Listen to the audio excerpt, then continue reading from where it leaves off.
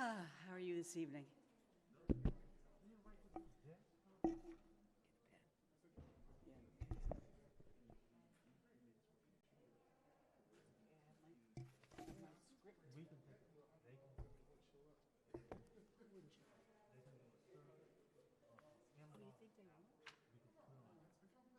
Yeah, it has, but this is kind of important. I mean, well, we'll see. We'll see.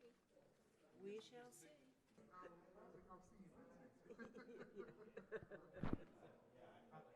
We still haven't figured out the victory part, right?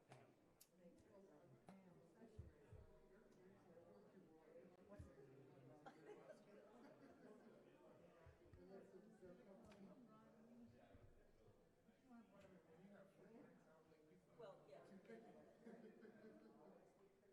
I told you, that's the only time William ever missed school. And the kids sent the police out for him.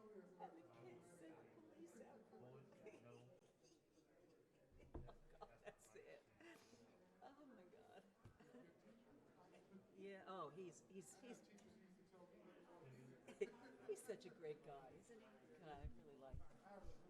Dying, Scott. I'm dying. Yeah. I'm back on keto, so I'm like sweating out all the yucky stuff.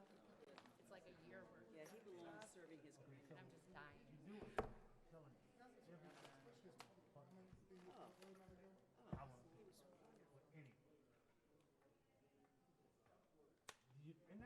I saw that woman on TV from the Virgin Islands. She is so smart. The one who was one of the House, you know, I know prosecutors traffic is in shorts and impeachment. t-shirt. Just not leaving the house. I leave the TV on for the cats. It's not lonely. She was speaking. Maybe. Oh, you were saying about how eloquent he was. Yeah, and this woman is very. Okay, let's see, boys. Come on, boys. Get this show on the road, boys. Board member Lanier. She said she would be virtual, so. Yes, I'm here. Is she there? Good, okay. Yeah. You know, at some point,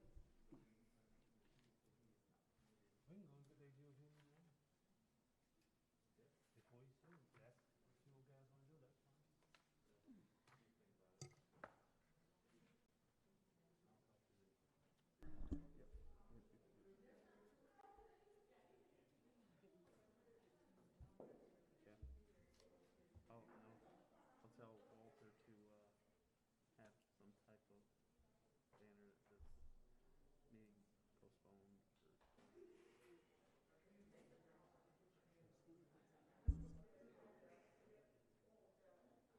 of banner that says meeting postponed. Let's say, does he bring him to your house when he comes to visit?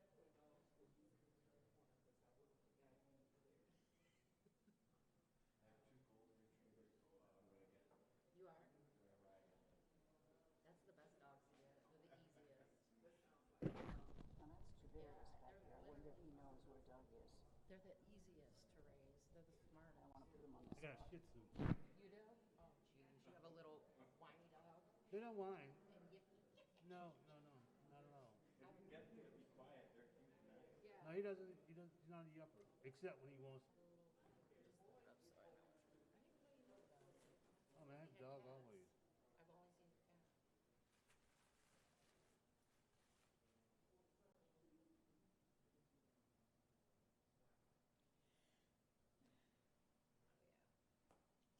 I'm on 90%, which means I lose no weight. But you stay where you're I at. don't see anything. Yeah. I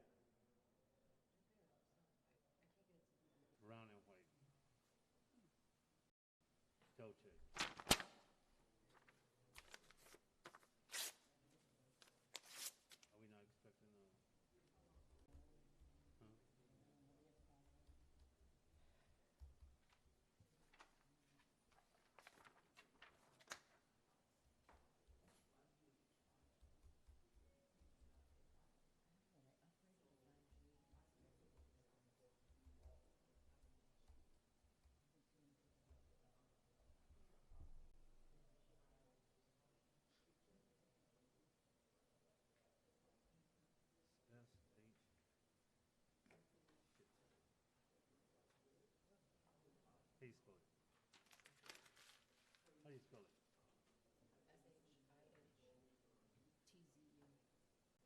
You know how to spell From it? a single island supporter, colon, new paragraph.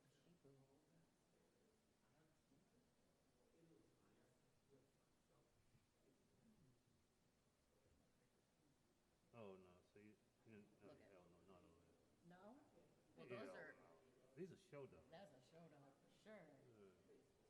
Which yours doesn't look really right. They looks nice, man, and all that. Shit, I can, Thanks for letting me. that looks, I keep them shade, So you never, well, it's a boy, so you would never look at it. you know. Like that. I keep, But that's cute though, I like that. That was that looks like it Oh, looks. that's cute. That's That's cute. It looks, that one looks a little more. Tammy painted colors for staying away. So that we can Is he old? vote before. yeah, 15. He have problems yet? Can't see. Mm-mm.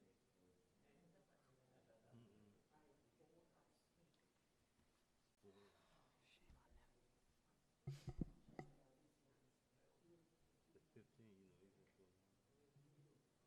No, I have a red nose pit bull. Can't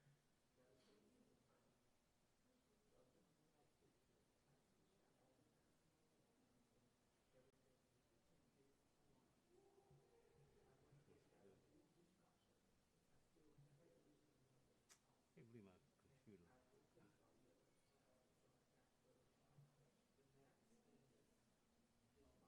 This is my oldest. His name's Moses. Oh, wow. He's 2.5. We rescued him from some kind of drug dealer or something like that. They weren't having a fight, right? He wasn't having him fighting, but he kept him in a cage. And he didn't feed him, and he didn't water him, and he was beating him all the time. It was just so scary. So I think my husband just kind of strong armed him. That one's cute. Well, a Jack Russell Terrier got my son's face raised too. Yeah, they're very I good. just never liked dogs. How you doing, sir? Good. Oh, good. Well, you know, we live on the west side, so the railroad track. Thank you. Oh, it's so Hey, and big. I was on the phone with the chief. Right Listen, here, right here. listen. I'll put you Train next to did me. this, and I was on the phone with the chief. I said, Chief, you gotta stop this. Other way. Oh, jeez. All right. Oh, great. Okay. Take a minute to get settled and then we'll start. Yeah, yeah. You back there with Walter. I'm gonna go sit in the back.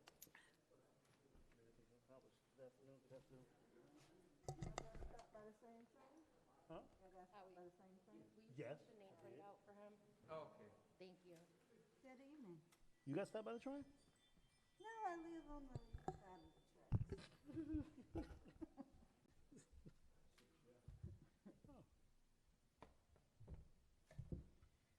Okay, ready? Oh, I need a, Agenda? You okay, George? I call to order the Riviera Beach Community Redevelopment Agency meeting for February 24th. The time is 6:08 p.m. Madam Clerk, please call the roll. Commissioner Miller Anderson, present. Commissioner Lanier,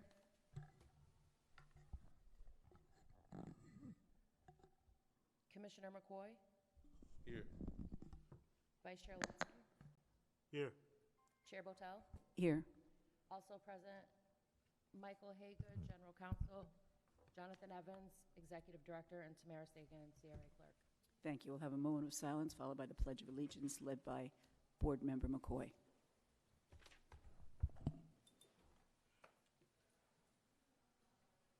I pledge allegiance to the flag of the United States of America and to the republic for which it stands, one nation, under God, indivisible, with liberty and justice for all. Thank you.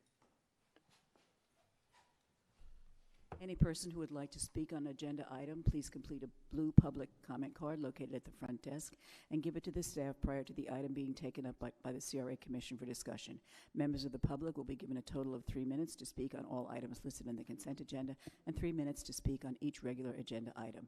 The time limit for public comment may be reduced by a vote of the CRA Board of Commissioners based on the voluminous nature of public comment cards. In no event will anyone be allowed to submit a comment card to speak on an agenda item after the resolution is read or item considered.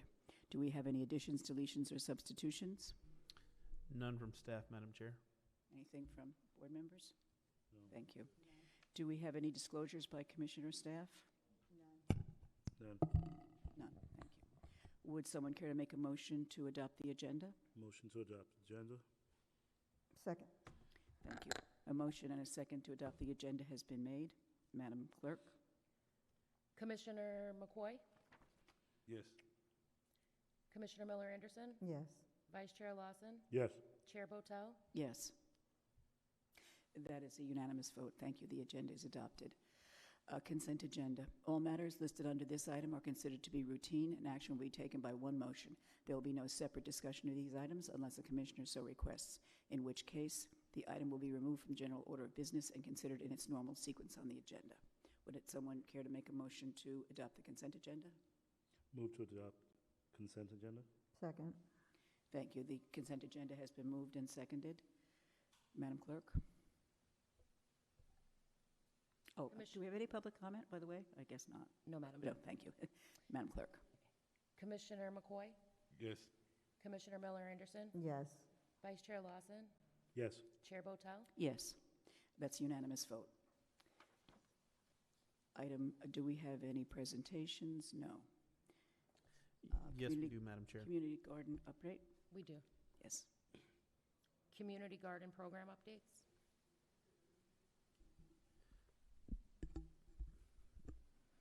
Madam Chair and members of the board, this presentation is going to be done by our Neighborhood Services Director, Ms. Anita Jenkins, who has been working diligently with regards to providing an update on the status of our existing community gardens, as well as the new community garden that we look to have completed here soon on Singer Island here in Riviera Beach. So without further ado, Madam Chair, Ms. Jenkins. Thank you. Good evening, Chair Botel and Commissioners. I'm very happy to bring you a brief community garden update. As you know, our program is award-winning and very popular in our community. These gardens are located primarily in low-mod areas and usually in areas of high food insecurity.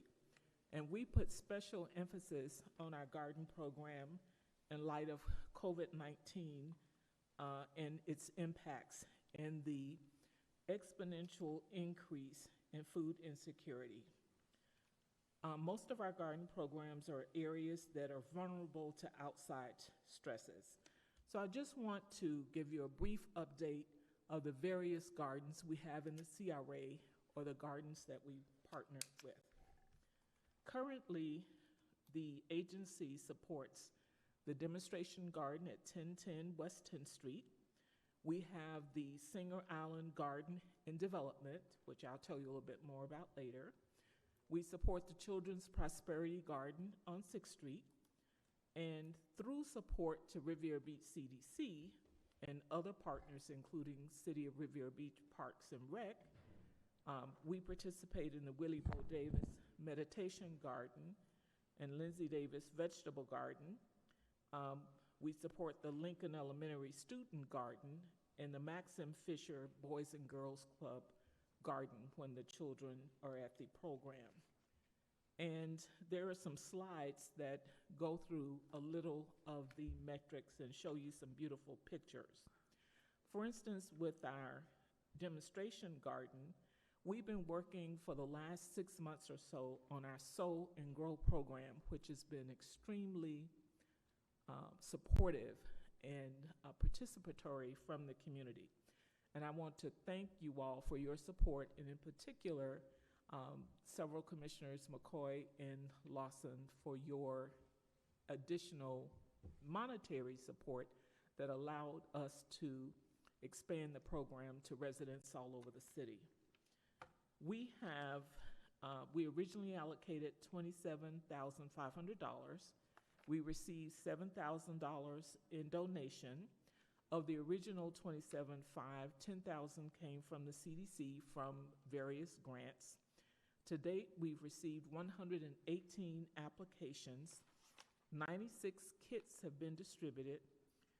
6 apps were from non-residents, and we were not able to address those. 6 kits have not been picked up to date because people did not have transportation, and we're making arrangements to deliver those packets. We have 10 plus new apps in progress. And with the funding we have with the resources we already have purchased, we can distribute an additional 20 to 25 additional kits. We expect to kick off phase 2 in March, where we'll be able to take 50 additional applications. We have seedlings. If you go by our demonstration garden, you'll see beautiful seedlings that are being cultivated. And distribution is starting this week there. Some of you joined our cooking demonstration with one of our renowned area chefs on January 19th on Martin Luther King Day. We had 25 plus attendees. Our garden program, the Sow and Grow program, was also the recipient of the BB&T Truist Lighthouse Award. And just note that this is our second award for this program. You see some slides of residents picking up their grow kits with the grow boxes and some very happy faces where people have enjoyed the Sow and Grow program. For the Singer Island Community Garden, it is under construction, so I invite you to drive by and see the progress that is happening where the garden is taking shape every day. It will consist of a park in the front and a garden in the back with 32 raised beds. It is slated to be completed in May 2021, and you all will get an invitation to come out for the ribbon cutting. The garden is part of our CRA Corridor Enhancement Project, which includes other physical improvements along the Blue Heron Corridor. To date, the garden has had installed water, electric, the fence around the garden area, and a tool shed. Irrigation for the site and sod for the park will be completed this month, and we are planning volunteer events to build the beds. So we expect that you all will come out at some point and lend a helping hand, because I know you all are fantastic carpenters. We don't have a date set yet for that, do we? No, but it will be finalized in the next few days. Okay, because when we do the beds for the Singer Island, we've committed to putting a few at Stony Brook, working with the master gardener to do that. So because the volunteers wanted to build some for there as well, so I want to be sure that we got the date out to people. Good.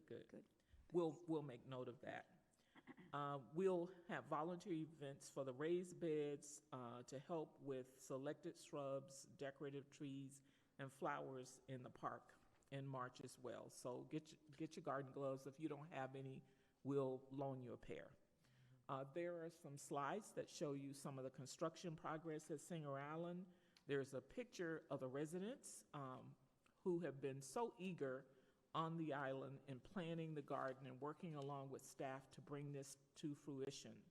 And just to give you a quick update on the Lindsay Davis Garden, which is supported by Riviera Beach CDC and Parks and Rec, and thank you, Mr. Blankenship. It is fully planted with green peppers, collard greens, mustard greens, carrots, onions, sweet basil, and tomatoes. For our MLK community cooking demonstration, the master gardener actually harvested over 100 pounds of various greens, which we distributed in bags, special bags for people who participated in the demonstration. The Lindsay Garden will be undergoing construction of a much anticipated phase 2 with the addition of a butterfly garden, sprinkler system, and chain link fence. And I see the anticipatory question on your face, Commissioner McCoy. That's not supported by dollars from the CRA. Thank you. The Did you read Lindsay his Davis mind just Garden, now? you see some of the beautiful greens and peppers in the picture that's there. And the Children's Prosperity Garden is being maintained, but due to COVID-19, school children are not utilizing the garden program at this time. But our master gardeners are keeping the garden going. We have volunteers along with our gardens. And there is limited activity at the Boys and Girls Club due to COVID, but we look forward to continuing that program when we can. And with that, I'll stop and see if there are any questions or comments. Comments, Mr. Moore? Thank you, Madam Chair. Ms. Jenkins, the fellow Lindsay Davis, that just so happens to be my great-grandfather, and I know that that's not inside the CRA, but I knew that we set aside those dollars. But thank you, because I definitely was curious to know the beds. I want to understand, we're talking $34,500 that's available with the allocation and then the donation. What are those costs going to? The actual beds? Is there any staffing costs that's associated with it? No. Those dollars we use, if you recall, when we introduced the Sow and Grow program, it went for materials. The Sow and Grow program had 3 levels, and we added a youth component, which we're fleshing out right now. But it went to buy different levels of beds. There's like a collapsible bed, there are wooden beds, there is a barrel bed, there are several kinds that we use. It went for organic soil, it went for mulch, went for seeds. There is a tool kit, actual tools that residents receive, went for gloves. Depending upon your level, there is a watering can or drip irrigation system. If you are at the master gardener level, there is a more sophisticated watering system for the bed that you have. It also included seedlings, so the monies went for actual items. It didn't go for staffing, it didn't go for utility bills, nothing like that. And, Madam Chair, if I can Go follow ahead, up. yes. So do you foresee this to be something going forward that we're going to continue as an allocation, I guess, through neighborhood services that you'll be looking for in the budget in subsequent years? I would certainly hope so. It has been extremely popular as residents hear about it, especially residents who are outside the CRA who are very surprised that they can participate. It has been embraced. People are loving it. And the more we can create interest in gardening in your backyard, on your balcony with our children, where people are able to grow their own healthy food, we're hoping that people will go beyond the kit that they've received, where they want to install a garden at home or come out and volunteer more. So I certainly hope there's support to continue and hopefully expand the program. Follow up. Go ahead. And I think that support would come with just some, we want to see the results. I don't know, do we have an agreement that we provide these beds to these grantees and then, they have to provide us some progress report or something like that? There are progress reports. Staff has done a preliminary survey, so there's a survey that's part of the agreement that you sign, and it's a simple agreement where you give feedback on how you've used it, you take pictures, the gardeners or volunteers might come to your house and, take a look. We provide technical assistance if you need it. So it's a simple agreement. You get the garden kit, you agree to try your hand at gardening, and you share the results. And we try to help you to be successful at it. Thank you. Anything else? Thank you so much. Madam Chair? Oh, sorry. Yes, you're recognized. Who's that? Sure. Yes, I was here from the very beginning. You guys didn't hear me when I said here when they called the roll. Okay. But I'd also like to thank Ms. Anita Jenkins for her work with the community gardens. I'm a very big proponent of these gardens. I have one myself. It has given me a lot of food over the past 6 to 8 months. So I'm looking forward to planting again this spring. And I am very happy that the city is trying to expand this program. First of all, when you go to Wells on Fridays and you see people waiting in line, cars after cars after cars for food, this is a very good alternative to people to have for them to make to have their own food, to grow their own food. So I think that this program and its expansion will certainly benefit the residents of the city, giving them an opportunity to grow their own food so that they don't have to wait in line for food. And it gives them an opportunity to either bond with their children or also an opportunity to know and to know how to grow, because I had no idea. I do not have a green thumb. My father does, but I had no idea of how to grow, how to do the land, how to do the soil, and the program really helped me to have a very good understanding and an appreciation for knowing how to grow your own food. So I definitely support this program and look forward to its expansion. Thank you. Anything else? Thank you again. Thank you. Item number 5. A resolution of the Board of Commissioners of the Riviera Beach Community Redevelopment Agency approving the agency's housing programs for affordable and workforce housing, including authorization for funding in the amount of $1,625,000 with authority for the executive director to approve individual projects, providing an effective date. Would someone care to make a motion to So approve? moved. It's not online. Why are the numbers off? Why are the numbers off? Novus has something different. I'm sorry, can you be a little more specific? The community garden was number 5 on Novus, I Oh, believe. I have it as number 4 on mine, so. When was this agenda printed, the one that's at the door? Today. Was something changed online? No, but I may have. Number 4 was online, it says community gardens. Number 5 is regular agenda. Number 5, which is the housing programs. Am I looking at that wrong? I have 5 as housing, 6 as signage on my, All right, maybe I'm wrong. I can't count, I guess, I don't know. Maybe I need to put my glasses on. All right, it's me, not you. So moved. thank you, we have a motion. Do we have a second to, Second. do we have another presentation, Mr.? Yes, Madam Chair and members of the commission. This particular item that's brought before you this evening is to jumpstart some major initiatives within the CRA and allow for us to move very quickly with respect to some of the items that were discussed as part of the budget discussions and conversations that staff has had with the elected body. So at this time, we're going to ask for our Neighborhood Services Director, Ms. Jenkins, to provide a presentation concerning the initiative and the funding request that is being asked for this evening. Thank you, Ms. Jenkins. Thank you very much, Chair Botel and Commissioners. Staff is here requesting approval of the agency's housing programs for affordable and modest landscaping and painting up to $2,500 per house.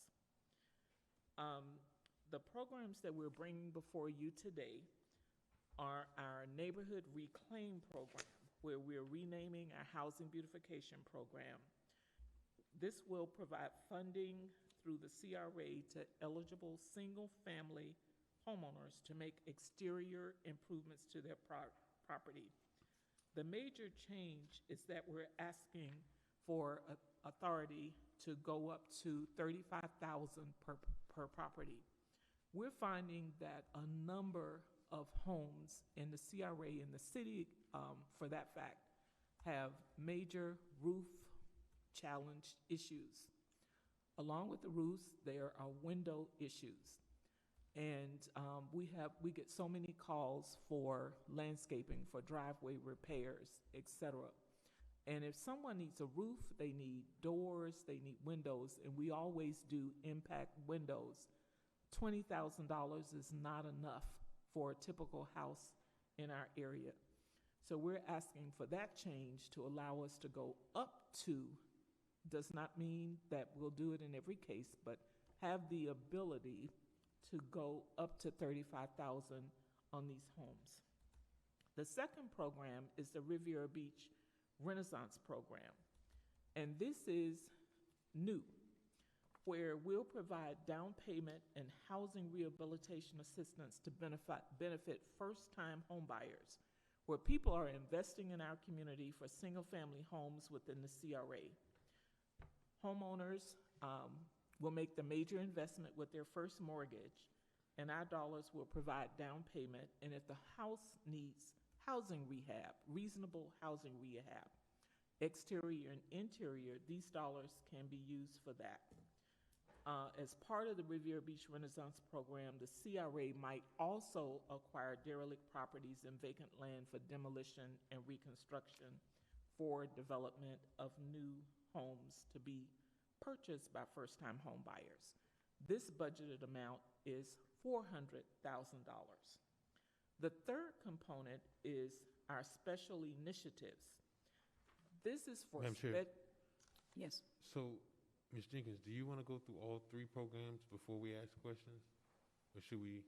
You could give me questions at any time. Okay. Go Madam ahead, Chair, if you're I can. recognized, So, sure. the Renaissance program, I like it, but I'm not having a good understanding of how a program that's targeted to help individuals in the CRA on the interior of their home furthers the goal and the mission of community redevelopment. So I have some hesitation about supporting something that's going to go and give someone a new upgraded cabinetry in their kitchen. I don't understand that.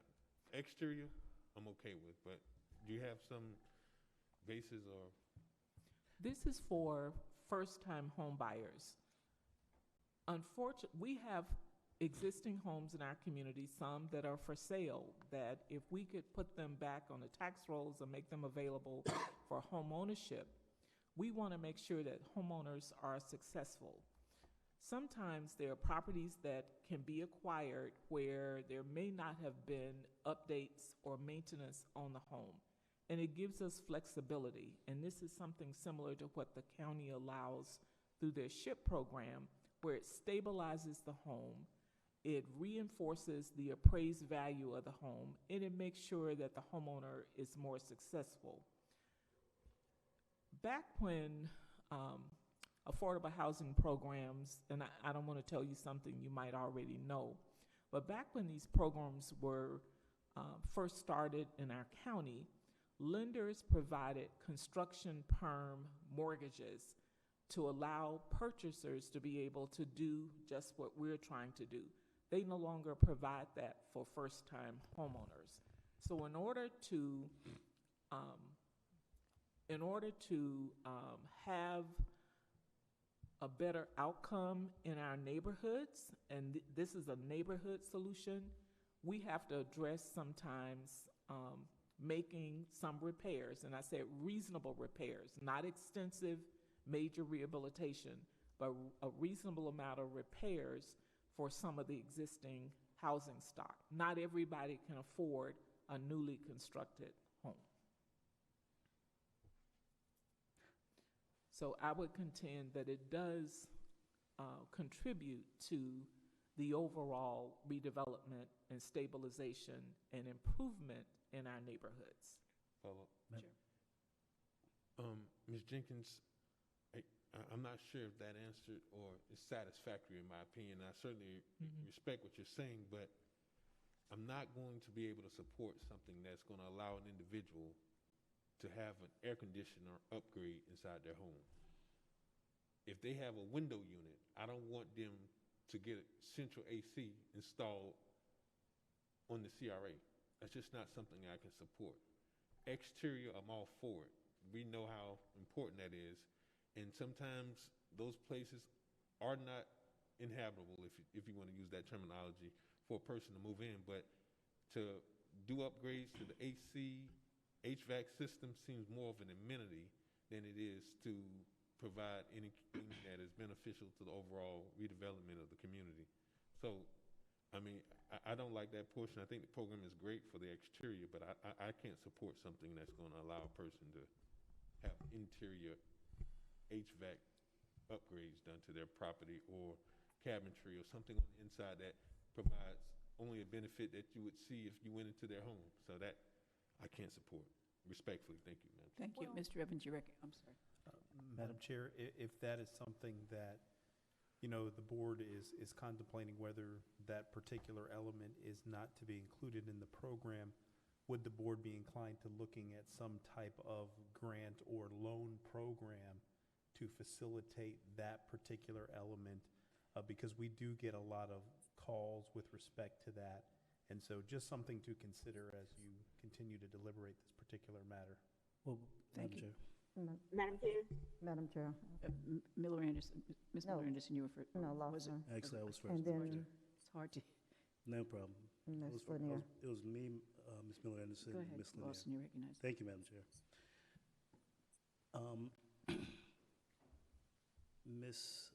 Jenkins, the program that you're outlining, you stated that there's no programs that are provided funding for rehab currently in the market, but there's still the FHA 203K program, first-time homebuyer program that allows for beautification and renovations to the home for first-time homebuyers. My question for this program is, what lenders are our homebuyers going to be working with that are going to assist with the down payment assistance and the renovation of beautification of the properties? Because most lenders require that the funding comes directly from the bank versus nonprofit or institutions. So kind of similar to the SHIP program that they have down at the county. I'm not sure if the lender that's out there are going to allow for these beautification programs. Do we have lenders in line that are going to do this? Yes, we do. They don't have construction perm products for first-time home buyers. So there are lenders that will allow, and the way it would work is that you'd have a closing and there would be modest dollars. And remember I said no major rehab, but modest dollars for modest repairs that are held in escrow. So the program has restrictive covenants. CRA would have a second mortgage on the property, and the rehab, whatever the level is, would be done post-closing, because remember, the house is being acquired by the first-time home buyer, and they're putting in the major portion of the dollars. So these are gap dollars. Let me give you an example. So We have one homeowner, husband and wife, who worked really, really hard to purchase a home. And the lender was interested in the roof, making sure that the house passed the 4-point inspection. And as for, make sure that it appraised for the purchase price, which it did.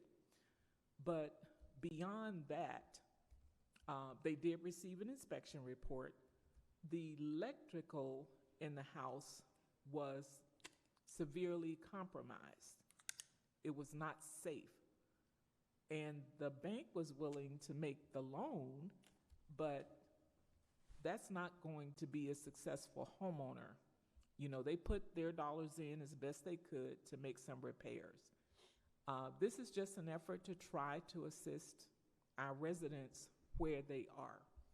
But if you're inclined to not do that, then perhaps, we might create a subset program or some other smaller program that could do repairs, a loan program. We could bring that part back. yeah, no, don't get me wrong. I'm absolutely supportive of it. The home ownership program and the revitalization and renovation program is something that's necessary. This Renaissance program, most home buyers and homeowners that come into the community need that beautification of the property. They want renovations and upgrades done so that they can move into these different communities. And if it's an opportunity for them to have the resources necessary to upgrade and update their property, that's what's going to actually attract the home ownership. Practicing real estate, I've seen that the 203K program, which is a rehab program for lenders, they give the home buyer, first-time home buyers, an additional $35,000 for beautification, which includes HVAC, which includes roofing, windows. So those are things that I think are necessary, especially to attract proper home ownership in our community. So I'm actually absolutely supportive of this program. Beautification of exterior and interior is going to be vital to attract home ownership. Thank you. Thank you, ma'am. Now, was that you, Ms. Miller Anderson, or was it Commissioner Lanier? Okay, I couldn't tell who it was coming from. Commissioner Lanier, you're recognized. Yes, I wanted to say that, no, I do support this program, especially the internal part of helping homeowners to upgrade or to fix things in their house. Some of the residents who have called me in regards to this particular type of funding are elderly people, senior citizens who need to be able to have the interiors fitted out for a bathroom, say. One fire department personnel told me that a woman called 911 because she was in the restroom in her bathroom, but she couldn't get up because it was not suited for her to be able to pull up in her bathroom. So a lot of the senior citizens have a need for a type of program that helps them to internally outfit their houses to be ADA accommodations for them. So I'm because of that particular issue, that especially in the city of Riviera Beach with our high senior population, a lot of these seniors are looking to upgrade their home so that it can become ADA compatible. And not just that, but in terms of attracting homeowners to fixing up the insides of their houses. So yes, I do support the internal part of this program to make sure that homeowners, both elderly and alike, are able to provide some assistance for them to increase the value of their home and also to make it accommodable for them. Thank you. That's my comments. You recognized. For the Renaissance program, we're talking about first-time home buyers, correct? Yes, ma'am. And that's where the interior upgrades can occur during that time for the first-time home buyers only, correct? Yes. And so I was going to say, our construction company, we had a contract with the county where we did a lot of these upgrades, and it was not unusual for us to provide the appliances, sometimes the ACs. So I understand this program is very similar to that.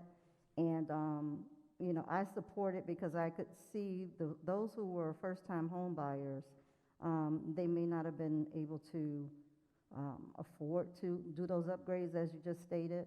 And I think it was a great benefit. So I figure if we're going to do it, we should include the interior as well.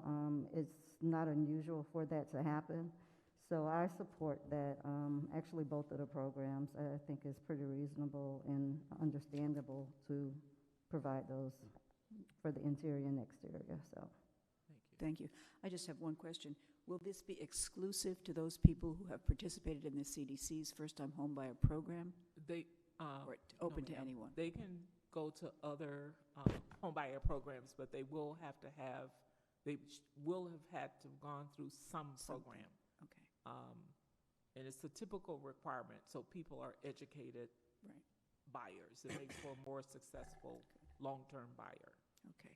Well, I support this program completely. Any other questions? Mr. McCoy, recognized. Thank you. So, Ms. Jenkins, what is the allocation? Because it seems like quite a bit. Down payment, the upgrades, and also the acquisition of properties. You're speaking of $400,000. Remember that the first-time home buyer is taking on the larger investment. They are securing a first mortgage. So they will have their own dollars for down payment. And we're providing gap funding. And I understand that, but what's the allocation between the Renaissance program for the $400,000? You have three different components that you've mentioned. Are we specifically setting aside a third for each of one of those programs, or is it how do we decide when we roll this out? Under the Renaissance program, someone can receive up to $35,000. Okay, so do we set aside $200,000 for the first-time home buyers program? Do we set aside $100,000 for the interior and exterior improvements? And then do we set aside $100,000 for the purchase No. of derelict property? What exactly does the 400 represent, and how is that broken down? We're not contemplating to divide it like that. It's $35,000 per first-time home buyer. First come, first serve, first ready. So we take it by home buyer. Okay, Ms. So- Jenkins, can I call your attention to the last bullet point, that one there? The acquisition of derelict properties. Is there a certain number or a certain amount of money that we're using out of this Renaissance program to go towards the purchase of derelict properties?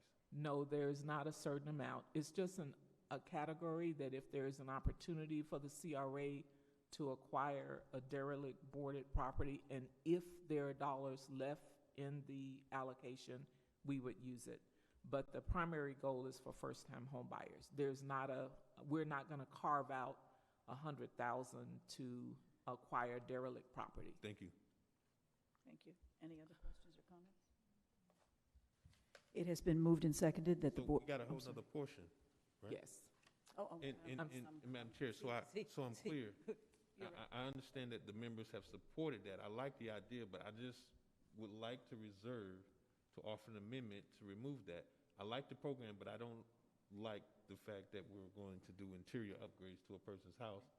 And for the purpose and simplicity of preserving what I'm actually voting on, I'm going to ask if I can be given the opportunity to offer an amendment. And if it fails, I want that to be completely and separately and distinct from the program altogether, Madam Chair. And I think she has one more portion. Right, sorry, we have the special initiatives. The third category is special initiatives, and this is where the CRA will acquire vacant, derelict, or donated properties to be developed in partnership with a joint venture partner, the Riviera Beach CDC, and others pursuant to a negotiated development agreement that meets the goals of the CRA. And this negotiated development agreement will come back to you all for approval. Additionally, the Riviera Beach CRA may contribute project and subsidy funds to be used for development and purchase subsidy. All attempts would be made to leverage other funds for such projects. Properties and vacant land must be located within the CRA. We're requesting $925,000. And for the last year, we've been talking about the 11th Street Townhome Project, which is in pre-development. In your packets, we included the underwriting sheets for the 3 programs that offer more detail about income, eligibility, occupancy, property conditions, the unit type, location, mortgage terms, restrictive covenant terms, if there is any interest or not, down payment requirements for the program, for instance, for first-time home buyers. When it comes to first-time home buyers, we have laid out your front and back-end ratios, lender criteria, home buyer education requirements, Commissioner Botel, if there are any loan origination fees, which is at the discretion of the CRA, and also, under the special initiatives, it gives a little bit more detail about the end purchaser and who would be able to purchase in the special initiatives a townhome project. And I just wanted to show you a couple of slides, and then I'll wrap up, Tamara.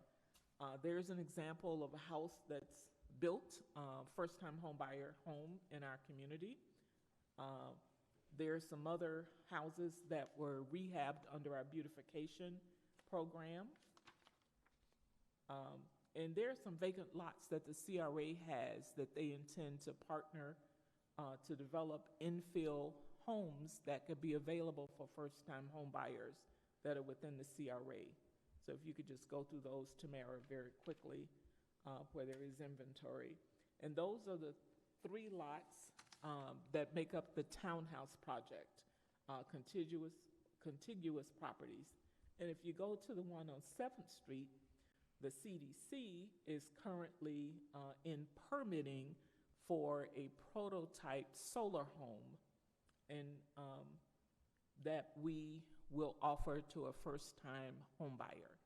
And it's a model that we've been working on with the city's Development Services Department, the Building Services Department, a private developer. We have some grant funding from one of our partners, as well as the CDC in Palm Beach County. And those are the interiors of the prototype home. So I'll stop and see if there are any other questions, but we look forward to your support for these catalytic, affordable, and workforce housing programs in our CRA. Thank you. Mr. McCoy. Madam Chair, You're recognized, Ms. Lanier. I wanted to ask Ms. Jenkins about the focus just on vacant lots. Is it possible that can be opened up for more than just vacant lots? That is one of the intents of the Renaissance program, and that's why we put the meat in there to be able to address some of our existing properties that could be acquired by a first-time buyer and upgraded so that they are complements in our neighborhoods. Okay, I understand that, but I do want this to be opened up to more than just vacant lots. And also, secondly, if the CDC is going to be the sole developer, then the CDC needs to start pursuing some grants for CRA housing subsidies as well. They are, and they do. All right, very good. And also, too, one more thing. I think that this should be open up to other developers besides just the CDC as well. It is. Very good. Those are my questions, Madam Chair. Thank you. Any other questions? Mr. McCoy, did you want to? Yes, Madam Chair, I move that we amend to remove interior improvements from the Renaissance program. Is there a second? There's no second, Mr. McCoy. Thank you. Thank you. It has been moved and seconded that the board approve the agency's housing programs for affordable and workforce housing, including authorization for funding. As your name is called, please answer yes or no. Madam Clerk? Commissioner Lanier, Yes. Commissioner McCoy, Yes. Commissioner Miller Anderson, Yes. Vice Chair Lawson, Yes. Chair Botel. Yes, that passes by unanimous vote. Thank you. Number 6.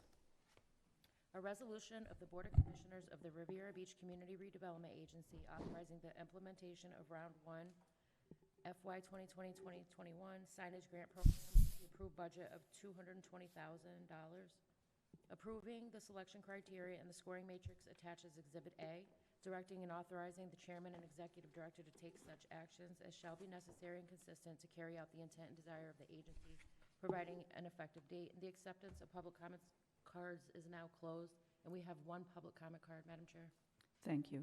Would someone care to make a motion to approve this item? So moved. Thank you. Second. Thank you. Mr. Evans? Madam Chair, if I can have Mr. Scott Evans make this particular presentation in collaboration with Treasure Coast Regional Planning Authority. Thank you. Good evening, Scott Evans, Planning and Development Director. The agency is requesting approval to implement Round 1 of our signage improvement grant program, which we've developed in collaboration with the Treasure Coast Regional Planning Council. The signage program will provide commercial properties with financial assistance grants to improve the existing signage along our major corridors in the CRA. The program is for commercial properties located in the CRA district that are located on Blue Heron Boulevard and Broadway. All proposed exterior improvements must meet the CRA's guidelines as proposed for your approval tonight. The 2020 signage program was approved for funding for $220,000 in this year's fiscal budget. And in October, the Treasure Coast Regional Planning Council presented to this board to gather your feedback on development of this program that we're bringing to you tonight. The proposed timeline is, if the project is approved this evening, is we will immediately open up the application process so that our existing businesses or future businesses can apply. The application period will extend through the end of March. At that time in April, the evaluation and ranking will occur. And then on May 12th, that CRA meeting, we propose to bring the final rankings back to this board along with the grant awards. The CRA board will have the final selection of the submitted grant applications, And staff is seeking tonight for approval of the following: approval of the program and the application, appointment of a board member to participate in the ranking, and approval of the recommended ranking criteria. Jessica Seymour from Treasure Coast Regional Planning Council has been instrumental in development of this program, and she will summarize the program and the highlights, including the criteria that was included in their detailed signage study. Hello, good evening. Again, Jessica Seymour with Treasure Coast Regional Planning Council, regional planner. You've seen some of these slides before in the October update, so where I can, I'll be brief, but feel free to stop me at any point if you have any questions about the process. This is a summary of where we started. So we did our due diligence. We looked through the sites. We gathered information about the code, site visits, and as well as our community outreach. So here's the slide you've seen before, some of the images of the corridor. We focused on Blue Heron and Broadway Boulevard, and took survey of those facilities and those existing commercial signage. The community outreach, if you recall, we kicked off a lot of this project just before COVID started. So we had to get creative about how we did our outreach. We used mailers, direct contact, and we switched to a more direct interview process with commercial properties. We also engaged a community survey to get the community's input about what signage needs were out there today and what they wanted to see in new signage. With all that information, we gathered a design criteria. Before we developed an application process, it was really critical and important to us to take a look at what it was that the CRA would be funding with its dollars. CRA funding is it's a precious resource, and we wanted it to go towards funding projects that appealed to the community's aesthetic as well as the needs of the businesses and the goals of the CRA. So we developed a signage criteria based off of research and database recommendations. These 7 criteria would be required to be met as part of getting funding through the recommended grant program. So the first of which you'll see here is about open space in the signage. You need to provide open space to enhance readability of signage. A lot of businesses may be inclined to put as much information as they can on the sign, but really to get readability, you only have seconds to get that message across. So we provide guidelines on that, as well as guidelines on reducing the number of words for the amount of signage you have. Again, you'll have mere seconds in most cases to absorb that information, and at the walking and vehicle rates of this corridors, you really want to be limiting in order to enhance the visibility of any signage on that corridor. Same goes for the right size for lettering. We talk a lot about maximum size of lettering in a code signage usually, but it's also important, again, to not try to squeeze in all that little information about your phone number and in your hours of operation sometimes in a sign, because it's not going to enhance the readability of that signage. So we provide these guidelines and design criteria as part of the grant program. These are the other remaining criteria. Window signs shouldn't cover more than 40% of a window. Again, we want to enhance the visibility of the activity and the wonderful products inside these businesses. So it's important that we actually allow some of that visibility. Window signs can be a real asset. That's a great place to put more detailed information, but we want to still see the activity that's going on. There's nothing better than that for advertising a business. Also in this image here, design criteria number 4, you'll see the impact of limiting the number of colors. Again, enhances visibility and readability. Number 6 is about limiting the variation in a multi-tenant property. This is a key one that you'll see brought up again, and it's key to the criteria and the ranking criteria, that when you have many tenants in one plaza, there may be a tendency to compete, and when those signage elements compete with each other, it becomes signage clutter. And then again, you don't get the readability, those businesses don't get the advertising that they need, and it has a negative effect on the general appearance of the plaza. So we're asking that any recommended grant applicants look at creating a signage criteria for their plazas, if there's a multi-tenant plaza, and create a consistency in the lighting source. So that means you don't have one sign that is halo lit and one sign that is gooseneck lit. So I'm going to throw some terms. So again, we'll go through those a little bit in the next slides. But there's different means of lighting. Like you can a reverse channel light letters, or you have letters that signage lighting that comes from a gooseneck from above.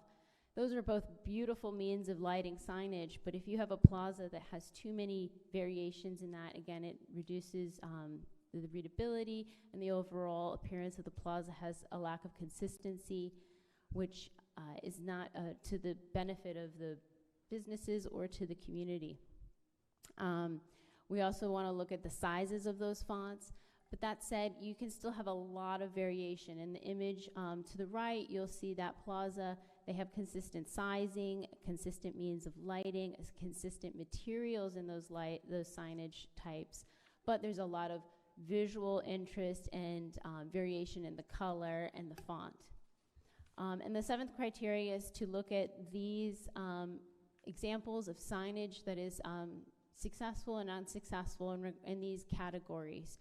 So again, I mentioned briefly the power source.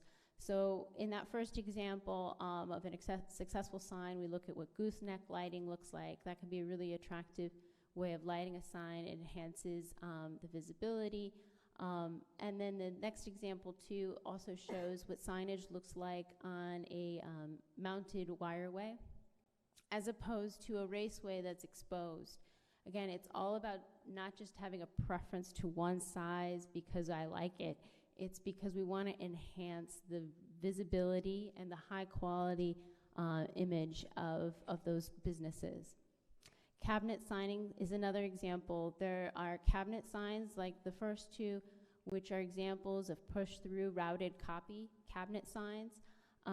Again, they are a little bit cleaner in their visibility, and so they read a lot easier than something that's a acrylic-faced front-lit cabinet sign, which does not wear well over time. Freestanding signs, again, in this grant program, we're recommending that the freestanding signs that are funded be of the mounted sign variety, or a double post, not pylon signs or single pole signs. Hanging signs are permitted. We show two examples here of what a pedestrian blade sign or an under canopy sign, but is fixed, how those can be achieved, and those are successful, as opposed to a banner sign, which is already a non-conforming signage type. Again, here, this is the images to describe the lighting types that I talked about. So the first one right here is called methodology. That one is the halo lit lettering, which is preferred. Or you could, in this grant program, have funding for a front lit LED channel letter with translucent acrylic faces, but you won't be looking to get any grant funding for fluorescent lighting or neon or exposed lighting. And also the grant program is looking to increase the high quality materials that are used in the signage. So we want to look for woods, metals, wood-like materials. The use of paint can be used as part of the signage program, but it needs to be high quality, and those proposals would have to come with it. Again, vinyl, acrylic that is of a poor quality, or plexiglass that's of a poor quality will not be eligible under this recommended grant program. And these images below show how the composition of the different signage types together addresses a pedestrian realm as well as a vehicular realm, whereas the less successful example is oversized and competes with the pedestrian environment, and doesn't promote as much of a high-quality, long-lasting investment for the CRA. The program criteria, this is the 9 tenants that the applicants would be ranked upon. The location, whether or not they're in the eligible location, obviously. The visual impact, which is the slides that I just went through about the design criteria, how well the proposed designs meet that criteria. Grant leverage, we used a lot of the lessons learned in the commercial grant program to inform this process, but also to connect the two. If the CRA is investing in a business or a property, we want to get that whole package of the impact of the CRA investment. So there will be points awarded for if a property has already been part of the commercial grant program. Tenure, we're also looking at the length of how long that business or property is been in establishment. We want to keep that investment in properties that are longstanding Riviera Beach tenants. Code compliance, points would be awarded for whenever non-compliant signs are removed from the application, from the property, existing property. Net improvement, we are looking at the condition of the existing sign and the net improvement for the proposed sign. Economic impact, we're looking to award points for locally owned businesses and franchises, and also looking at the age of the sign. The older the sign, the more need of replacement. So that's where that criteria comes from.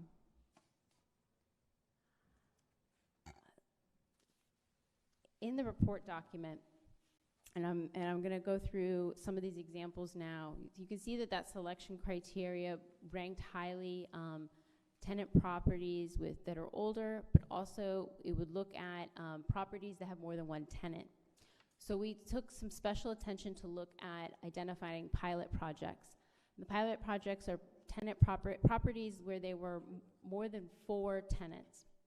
And then also through our outreach process, we had a handful of businesses and property owners who reached out to us and expressed their interest in the program. So for those projects, we were able to develop what we called the pilot projects. For those pilot projects, we went ahead and illustrated what an improved signage scheme could be for those properties and got cost estimates for those schemes. These ideas are illustrative, and they reflect the design criteria, they meet current codes. We would hope that they would be something that the board would approve of, but any of these pilot project candidates, these projects that I'll go through, they would have to still come forward with an application meeting all of the criteria and application requirements and be ranked based off of that application. So again, these are shown as testing grounds for what the criteria could look like and what that process would be like, potentially. And then a note on the cost estimates. Those cost estimates are provided for the board's benefit so that they can, and CRA staff's benefit, so we could get a ballpark of what it would cost to do some of these improvements.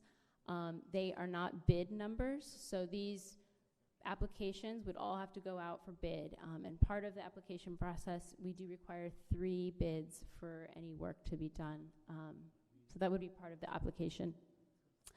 That said, this is Goodway Plaza as it is today. And if I can advance. Oops, too fast. Okay, so then we went ahead, we illustrated what this property could look like if it did have a consistent signage theme. In this case, we show a consistent color scheme and font. Again, this applicant or this property owner, they could change this out in their application, but this is a concept on what we could be looking for in improved signage. In this location too, we also illustrated what a new monument sign would look like in this location. They currently have a frontage monument sign, a freestanding sign that could be that's shielding a dumpster enclosure actually. We recommend relocating that dumpster enclosure and focusing in on a beautiful freestanding sign to help draw an attractive aesthetic to the plaza.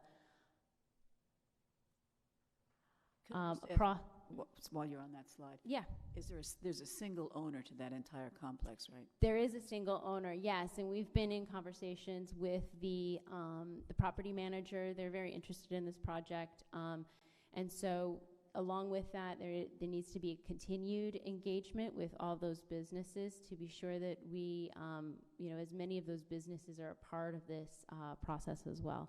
But there's a single ownership, and they've expressed interest in the program. This is across the way. There has been some, and it's important to point out, some of the businesses do have individually great signage. And so some of these plazas, one scheme can be is to take one of those lighting and signage improvements and carry that out through the rest of the plaza. And again, it's not that anyone individually in this plaza has a terrible sign or anything that's wrong with them, but by having so many that are so different, they don't help each other. And there's a real benefit to creating some degree of consistency. So in this example, you'll see that they have a more consistent font, and then one color used throughout.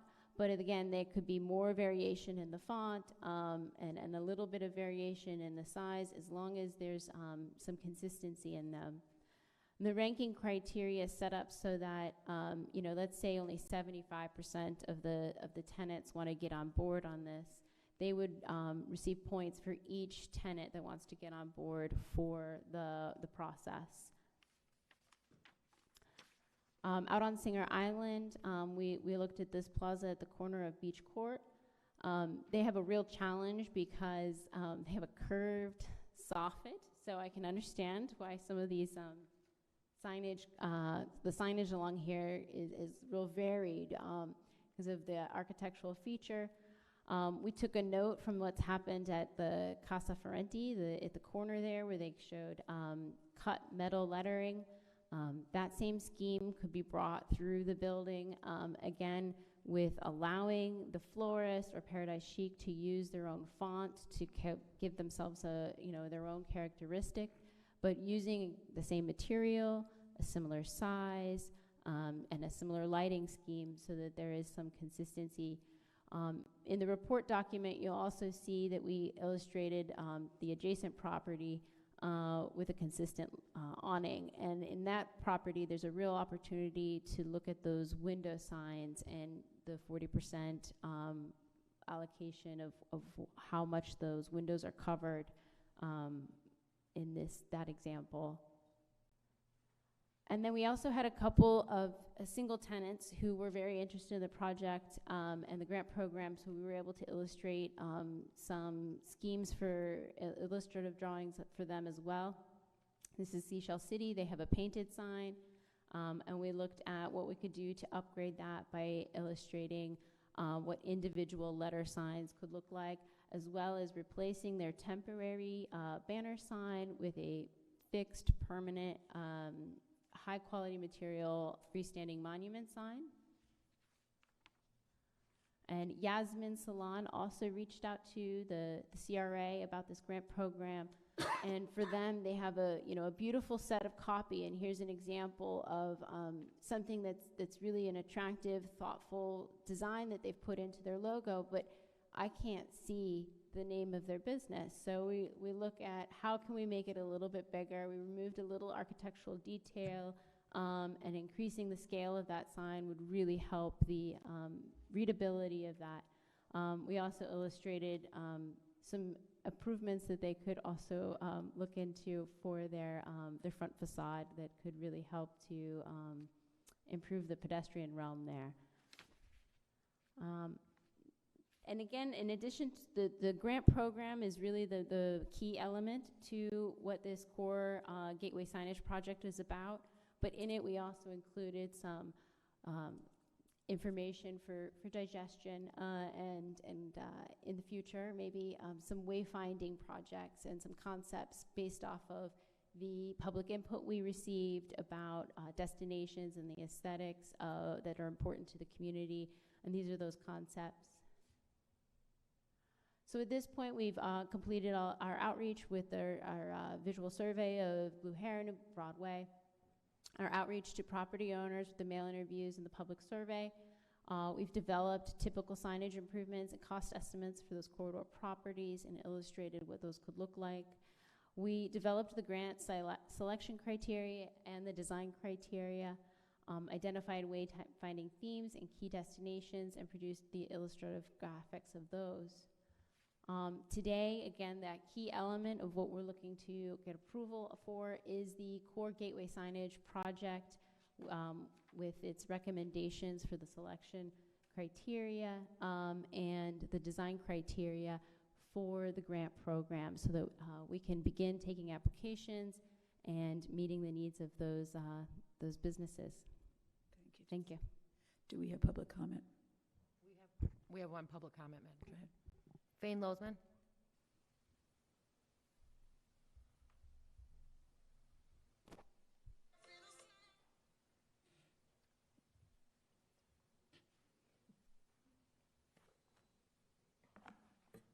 Fane Lozman. This happened before with another corrupt individual on the on the CRA board. That I had a friendship with a business owner, and they became aware of that friendship, and they said if they didn't break up the friendship, that they wouldn't get the grant from the CRA. Okay, and if you're looking at me, Ms. Kashamba-Miller, I can introduce you to that business owner. Okay, Botel, whether it's Botel or who else, how are we going to control the integrity of the grants? Okay, where you don't have political influence come in there and interfere in the relationship. And again, anyone who wants to go meet this business owner, I'll be happy to introduce you. So how are we going to do that? And also, how are we going to control the integrity of, not the integrity, how are we going to control the distribution of the grants? You know, how are we going to control that $200,000 just doesn't run into Singer Island? You know, like Botel runs and tells everybody about the COVID vaccinations, all her buddies on the little list. Why are we going to have some kind of breakup where we're going to have 200,000 and we're going to break up the CRA into 6 sectors, and no matter how many people apply from one sector, you only get 35,000. And the other sector gets 35,000. The other section gets 35,000. Where is the fairness factor in the distribution of $220,000? You know, I've seen other situations where it hasn't been fair. It's been retaliatory in the allocation of money. And I've seen many things that is not an equitable distribution. So if you're going to take $220,000 that I still think should go back into the general fund, and we should get rid of the CRAs like they did in California, I want to make sure it's equitable, and you don't have a woman like Botel retaliating against people that have friendships with me. So whoever's coordinating this, you just can't say, oh, just put in a grant by April 15th. That's not going to cut it. You have to come back here with some kind of sector. And if people don't apply by April 15th, then that money stays there. Okay, and then you go around business to business, say, you know, your sign is pretty old. We have a grant program. Why don't you fix your sign? You know, so you can go solicit the stores and businesses in a sector and say, we got a sixth of the money in there, and you don't have to pay for it. And make sure it's equitable distribution. But if you just stick it in a big pot, Botel will run and have all our buddies in Singer Island grab it, and we can't have that. Thank you so much. Any comments, questions, concerns? Madam Chair, You're recognized. thank you so much for the presentation, Mr. Moore. Question in regards to the multi-unit businesses. Are they going to apply for this grant program as well? How's that going to be incorporated into this $220,000? And then also the pilot program that was being announced for these multi-businesses. Is that a separate program as well that we're looking at? It's one program, one grant program. So the pilot projects were, again, an illustrative example so that we can have, and it was very helpful for us in order to test the code, test the design criteria and test how much what potential funding requirements would be to make this level of improvement for some of the larger tenants. So there's only one program.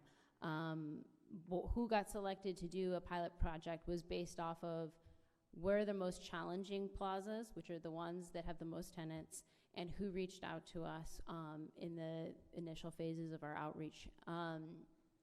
The second question you had was regarding I'm sorry, if I forget, sorry, Commissioner Lawson. You had asked about the multi-tenant plazas. The multi-tenant plazas are where you see the greatest signage need, and that was based off of our survey.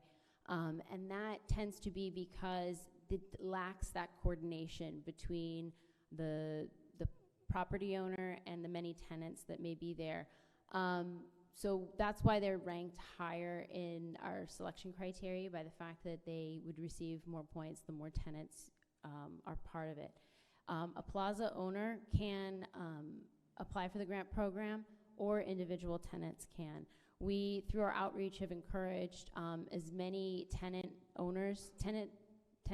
businesses to reach out to their plaza owners and their management companies, and then we've followed through by also reaching out to those management companies, and we'll continue to do so in this application period so that we can get the most robust applications with the most tenants and that buy-in from that plaza owner. Okay. And follow-up, Madam Chair. Also, for legal, wanted to give a disclosure that I do have a business in one of the pilot tenants locations that were announced in this presentation. Yes. So I'm not sure if that would be something where I would have to abstain from this, or if I can vote on this with just a disclosure.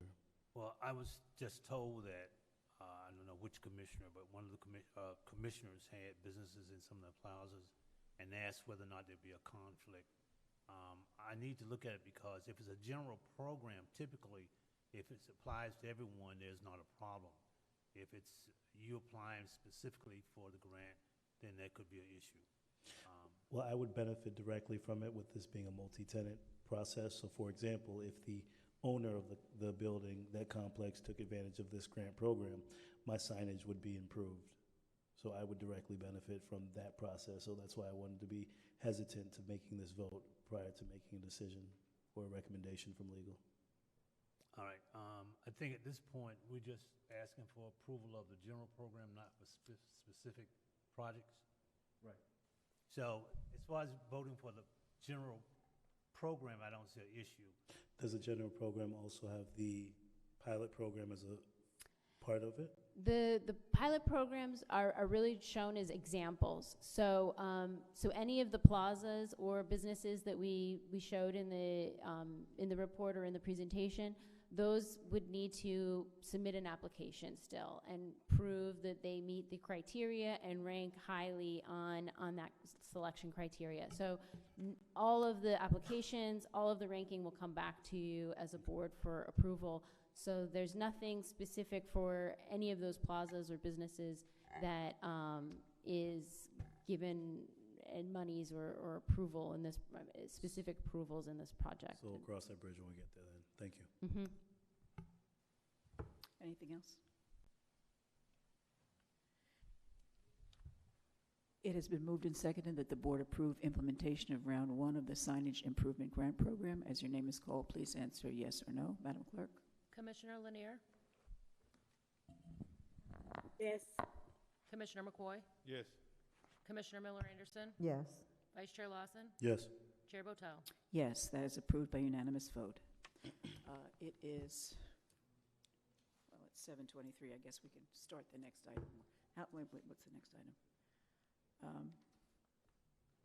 If no one objects, we might want to take public comment now, 6 minutes early. Any objection?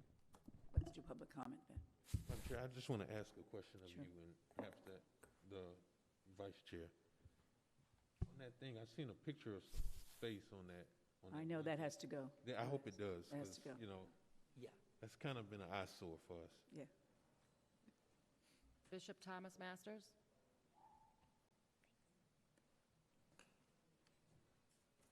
The acceptance of public comment cards is closed.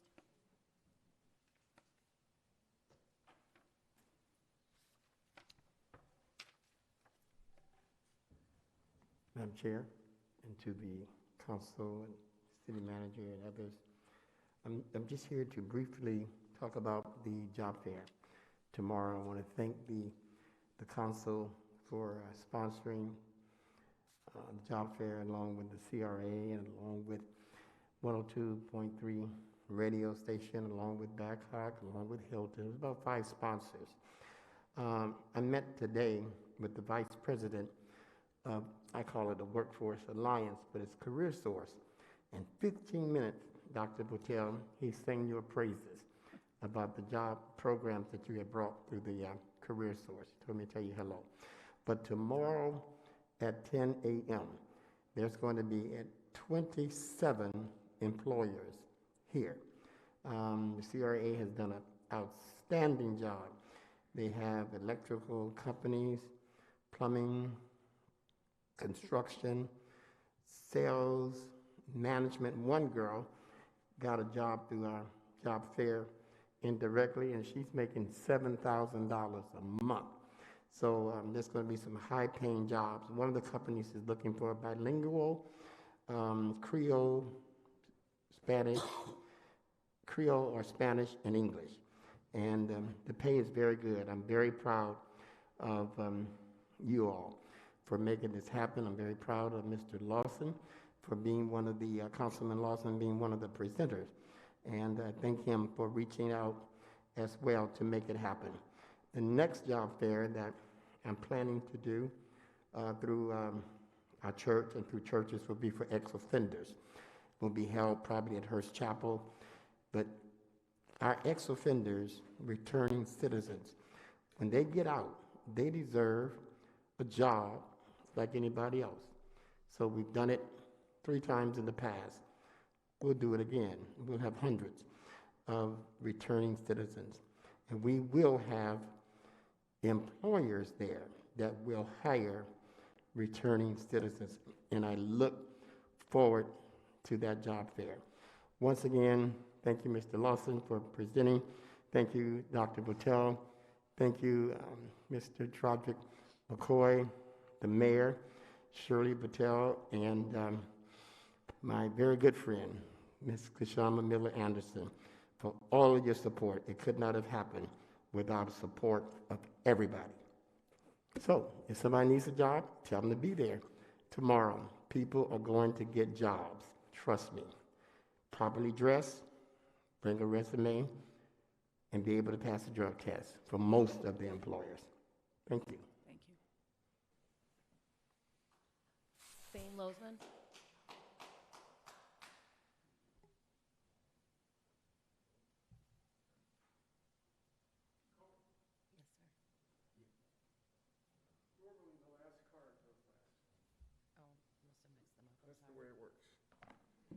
Thane Lozman. At 3:57 today, the Taylor Realty Group, Dan Taylor and Thane Lozman, filed a legal action against Julia Botel, Sammy Brown, and Riviera Beach Officer Jeremy Summers for preliminary and permanent injunction. Botel, Friday, Sam Brown during work hours, in conjunction with Jeremy Summers, were putting signs on North Ocean Drive. What is the significance of putting signs there? A, it's against state law. DOT had swept up the signs on 3 occasions. More significantly, Taylor Realty Group has the Adopt a Highway program, and they are tasked with cleaning up the signs. Botel made sure that Summers came over and threatened Dan Taylor, threatened me that we would be arrested and taken to the county jail. We could be exposed to COVID, okay? So even though she swore to uphold the laws of the state of Florida, this woman said it doesn't apply to her with signs. Your city clerk sent a letter to Botel on the 16th saying, don't put signs out on city property, on state roads. She did whatever she wants to do. We have photographs of her doing it. It's disgusting. You talk about signs around the city. Her signs are littering in front of my property, and she mocks it. I want to get the timesheets on that kid, because if he was putting signs out on his work hours, that means he's defrauding the taxpayers of that work time. It was out there with Botel doing it in this guy's car. So that legal action, you can get it from your people tomorrow. Today was another day relative to a fence. April 2019, we put a fence up with a valid permit. We have emails from Botel where she sent Jeremy Summers over to harass the Martin fence guy. She was also sending emails around saying, have you rescinded the permit? Ultimately, that resulted in Lady Marge Goldwire being fired. We filed a petition for a binding interpretation with the Florida Building Commission. A senior partner at Greenberg Treuer in Miami filed this petition. It was very expensive to do. Okay, Mr. McCoy probably appreciates that. And that would negate a code enforcement hearing that was supposed to go on today. For 2 years now, the city has been terrorizing us over a boundary fence, okay? Because Botel doesn't want it, because they want people to trespass on our property. Now, I talked about it with Mr. Evans. Mr. Evans said, well, you can't have a structure in a wetland preservation area.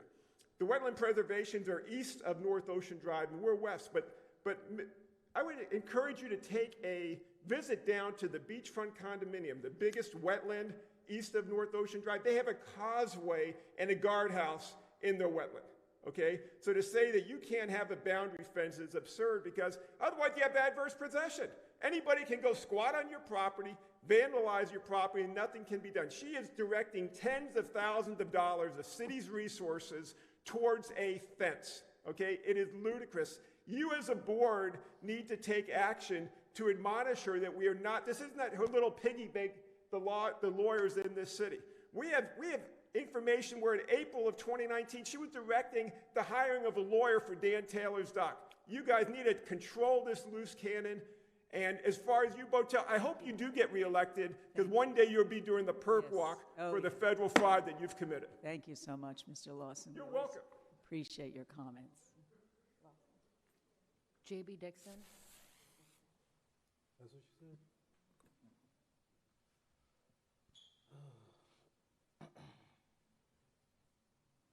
J.B. Dixon, Singer Island and Riviera Beach. Usually I have to get up here and tell you the truth about what Mr. Lozman has said, but I really don't even think I have to. First of all, it has nothing to do with the CRAs. It's his usual ranting. What I came here tonight to do was to thank the CRA for everything it is doing. I think Ms. Jenkins' housing initiatives, I mean, they cover everything: infill housing, workforce housing, returning citizens. I mean, I cannot think of a housing program that she has not done, and done very well. And they are award-winning programs for her community garden programs. We on Singer Island are very pleased to be the latest in that endeavor, and we're very, very excited about being able to open perhaps as early as May. I did want to say that if anyone knows of anyone any particular organizations that need vegetables for their food giveaways, when we are doing those 30-some raised beds, the steering committee that is working with the CRA to establish the garden plans to have several beds donated by people on Singer Island to grow vegetables for food banks or missions. I know there are a number of food giveaways. We don't want to replicate those, but we will have fresh produce to donate them. So if any of you know, or anyone watching tonight knows of programs that are having difficulty getting fresh produce, once we get started, we will be able to assist in that. So I think the CRA is doing a wonderful job. I'm very excited about the signage, because the signage is really atrocious, really atrocious. And it's not what I would hope for, because that's just impossible. And I think we're going to have to do a lot of explaining that to people. A lot of those places are individually owned instead of plaza owned. And that provides, you know, a lot of difficulty in terms of what people want in their signage. So I think we have to do some education before this comes out, because otherwise I think people will be disappointed in it. I am not, because I know how difficult it is to deal with individually owned, almost like condo businesses within a plaza. And I think that the designers have done a very good job considering those restraints. So thank you again. Thank you. That's the end of public comment, Madam Chair. Thank you. Item number 7. A resolution of the Board of Commissioners of the Riviera Beach Community Redevelopment Agency approving the Second Amendment to sublease agreement between the agency and Rafiki Tiki, LLC, directing and authorizing the chairman and executive director to take such actions as shall be necessary and consistent to carry out the intent and desire of the agency, providing an effective date. Do we have public comment? There's no public comment cards, and public comment cards are, Thank you. public comment is closed. Thank you. Would someone care to make a motion to approve this item? So moved. Second. Thank you, Mr. Evans.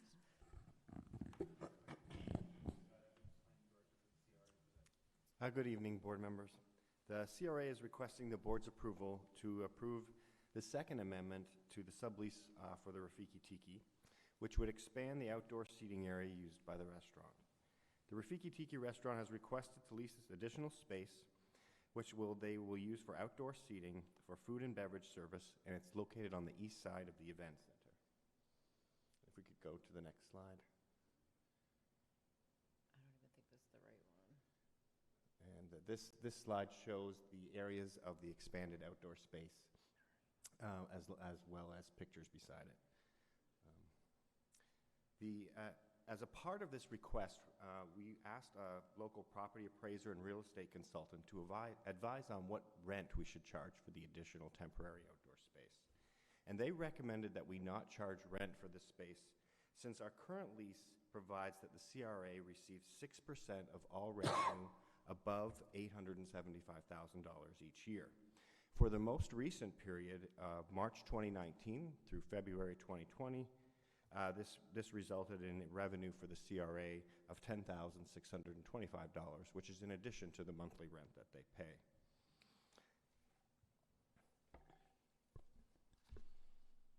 The proposed lease amendment includes requested improvements, which provides that the Rafiki Tiki will be responsible for all permitting fees, building department approvals, and construction of the following improvements in accordance with the Florida Building Code.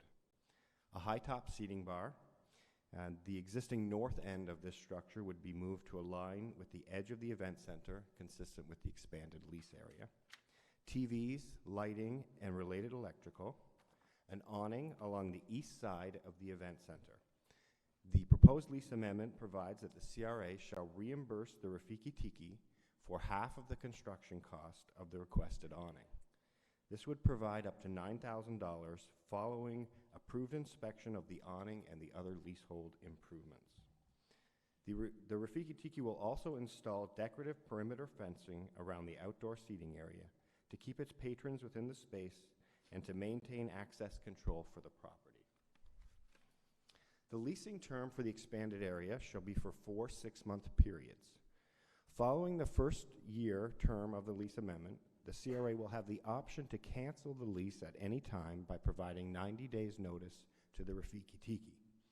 As long as the Rafiki Tiki is not in default of their existing lease or any rent obligations, they shall have the option to renew for each 6-month term. The subject outdoor space eventually will be required for the next phase and build out of the event center. The temporary lease will allow the space to be utilized by the Rafiki Tiki until the board approves the plan to build out and operate the remaining vacant spaces on the first and second floor of the building. The CRA is currently discussing this build out with the combined Phase 2 development team. The Rafiki Tiki will also be required to obtain a special event permit for any planned events that are outside the boundaries of the expanded restaurant lease area. Additionally, the Rafiki Tiki will submit the appropriate application fees to the marina staff for use of any portion of the marina outside of the leased area. By increasing the outdoor area, the Rafiki Tiki can expand their seating and sales area, increasing their revenue, and thus increasing the revenue of percentage rent that the CRA receives. And staff recommends approval of this resolution, which would make the Second Amendment providing the outdoor space for 4 6-month terms. Mr. McCoy recognized. Thank you. Mr. Scott Evans, what you was just reading, is that your personal notes? It's in here. I was reading a combination of the agenda item and my personal notes, yes. Okay, so 2 questions. The first one, when you referenced the special event, and members, you may recall I asked this last week, Wednesday, there's a provision that provides for an exception in the ordinance that we adopted for CRA special events. And I want to understand, in your interpretation or whatever that special event that you reference in whatever document, what exactly is that, a special event? Is that a CRA special event, or is that the uniform special event ordinance that was adopted by the city of Riviera Beach? Yes, that was referring to the special event process that is administered by the city of Riviera Beach citywide. And if that would be applied to anything that the Rafiki Tiki wanted to do independently on their own as a part of their activities. And I know that they're interested in doing larger events that may utilize our promenade in the future. And so the lease amendment just provides that they'll go through that special exception. I'm sorry, the special event process. Well, let me ask Mr. Jonathan Evans, because this is specifically what I was asking about last week. And it pretty much, what we adopted provided that the CRA has the authority whether to allow a person or individual or a business to utilize a process that's separate from the city special event process. And that was specifically one of my hangups why I couldn't understand what exactly that meant. So is that something separate and then distinct? Because if you remember, I literally brought the same question up last week. Madam Chair. You're recognized. Madam Chair, if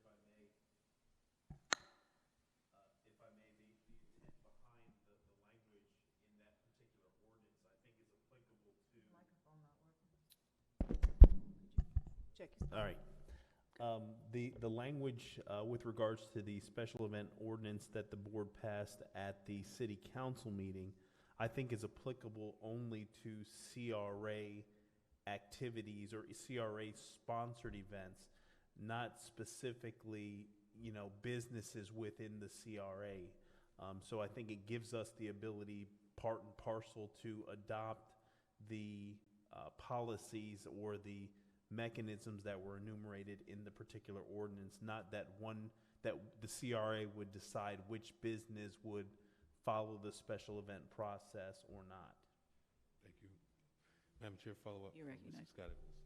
The monies that you spoke of, the additional, I guess in the case that you proposed, the $10,000, that goes to the CDE, correct? The additional funds or any rental income? All of the rental income goes to the CRA. Okay, so at what point, I thought that was the mechanism that we spoke of at our last CRA meeting, that the monies that's generated through rent goes to the CDE. Is that not accurate? So the CRA leases the event center from CDE for a fixed amount each year. And then the CRA then subleases out the event center to Rafiki Tiki, to the various users of the different spaces, to recoup some of the money that we rent this space for. Thank you. Madam Chair. You're recognized. In regards to the letter that was provided recommending not to do the additional charge, did you all get more than one letter, or you just got one from that one business? No, we just reached out to the one property appraiser, real estate consultant, just to get some feedback on what kind of rent we should propose to charge. And I failed to mention, I would like to add that we do propose within the lease amendment to charge an additional $650 per month for common area maintenance. Because they're expanding the area that they use on the property, we would increase the common area maintenance by $650. So their rent payment would go from $3,821 a month, which is a combination of common area maintenance and rent. Their new payment would be $4,471 a month. And then we're also hopeful that our annual percentage rent would go up as a result also. Okay, yeah, so my concern is that we do at least do the common area maintenance fee, because it's not like this restaurant, it has tables on the inside. Their business is outdoors, so anything added on the outdoors is essentially expanding their business and expanding their reach. And so, and that would be the same if they were going upstairs. I would think that we have, we can't just give it to them. But I'm just curious as to why we just went with one organization in terms of getting a letter instead of finding out from 2 or 3 to see if they said the similar thing. I would say we reached out to one of the consultants that we've worked with on the Marina project before. They're actually familiar with the event center and the Marina property and have done appraisals inside this area.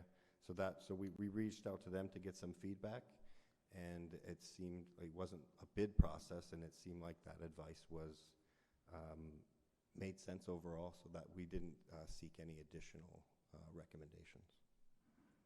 Okay, thank you. Madam Chair? You're recognized. Yes, I have a couple of questions. The first one being, in the documents that were submitted as backup, it talks about an awning that is going to be purchased. And it says that the CRA is going to pay for that. Why would we pay for an awning that is going to benefit that business and they not pay for it? During the discussions and negotiations with the tenant over the awnings and the lease amendment in general, we had come to agreement that we would help pay for half of that awning. And part of the consideration of that was that this is a temporary area that's being leased to the restaurant, and they're making improvements to the site, to that area, that they'll only be able to utilize potentially for a limited time. So we felt it was appropriate to make a contribution towards the cost of the awning as a result of the short term of the lease. Madam Chair? Yeah, you recognize. Is she finished? I'm not She's finished. not done. Okay. But she can go ahead. I'm not finished, but she can go ahead. No, I wasn't. She can go. I didn't know if she was finished or not. I'll wait until she's done. Go ahead, Commissioner Lanier. Also, too, with the annual percentage rate, how is this being monitored in terms of the money that is that they're bringing in? How is that monitored? So each year at the end of the period in which the annual percentage rent is calculated, the Rafiki Tiki provides us a printout and summary from their point of sale system. And then we utilize an independent consultant to go in and directly access their point of sale system to confirm that the report is correct. So is this gross receipts or net income? It's primarily gross with just a few minor adjustments for costs of a few minor things related to food discounts. So that means that if we're doing it based on net, then that means that we get less amount of money. This is, the calculation of that is in the original lease, so we're not amending that portion under this amendment. And it's based largely on the gross with just a few minor exceptions. So is it on the net or the gross? Which one? It's on the gross. Okay, so another question is why these 4 terms of 6 months? Why not just make it a temporary term for 1 or 2 years? And then it automatically reverts back to its original state after those 1 or 2 years.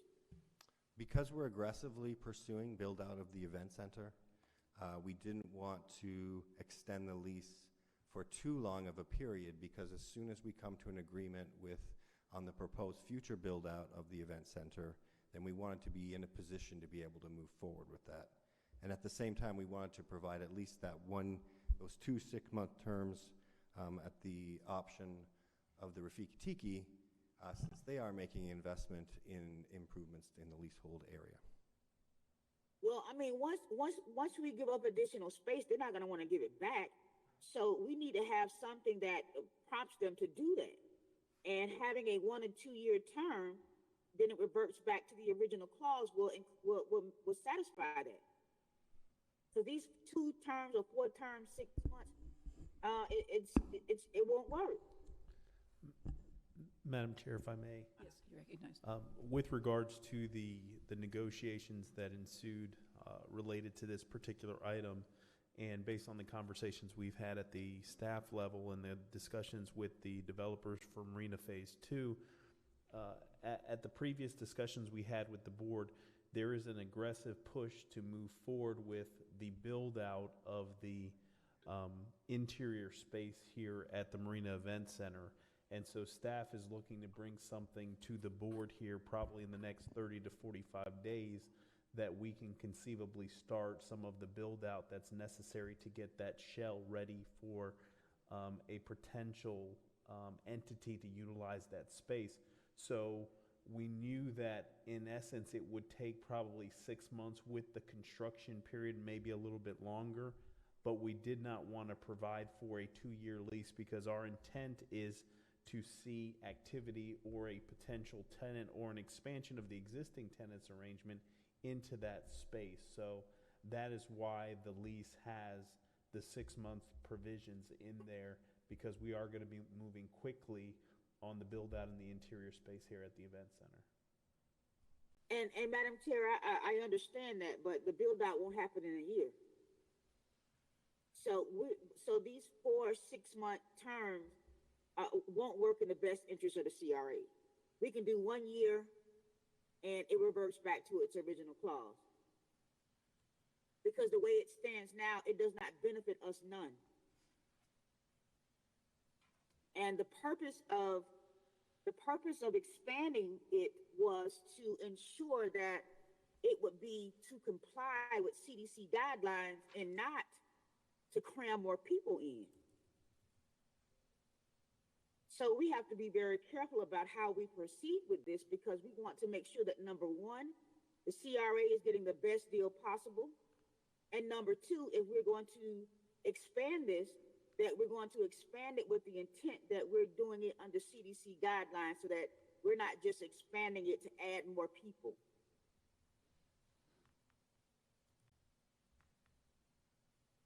Is there a question there, or? Yeah, that's it for right now. Okay.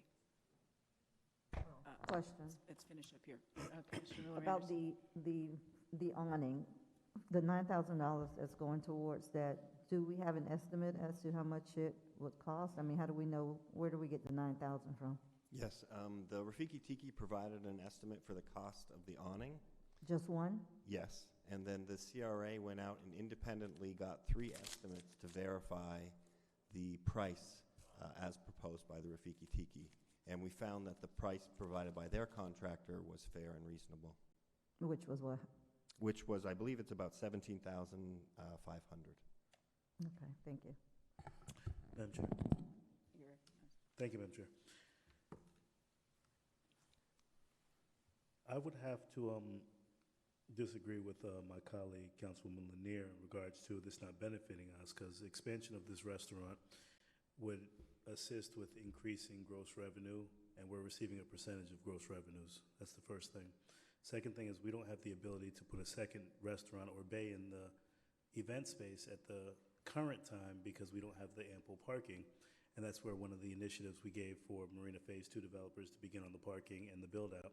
As Mr. Evans stated, we're going to begin the build out of the interior and the rooftop so that space can be ready for occupancy. But as stated when I brought this to my colleagues just under a year ago, when we discussed possibly allowing for the current tenant to expand in the space, that would increase our revenues from the percentage we're receiving.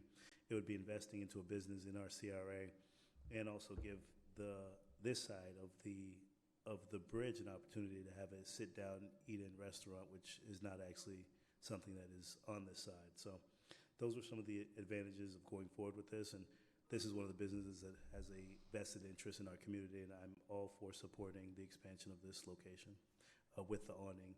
The reverter clause is fine if our tenant is willing to agree to that after a year period with 6-month intervals.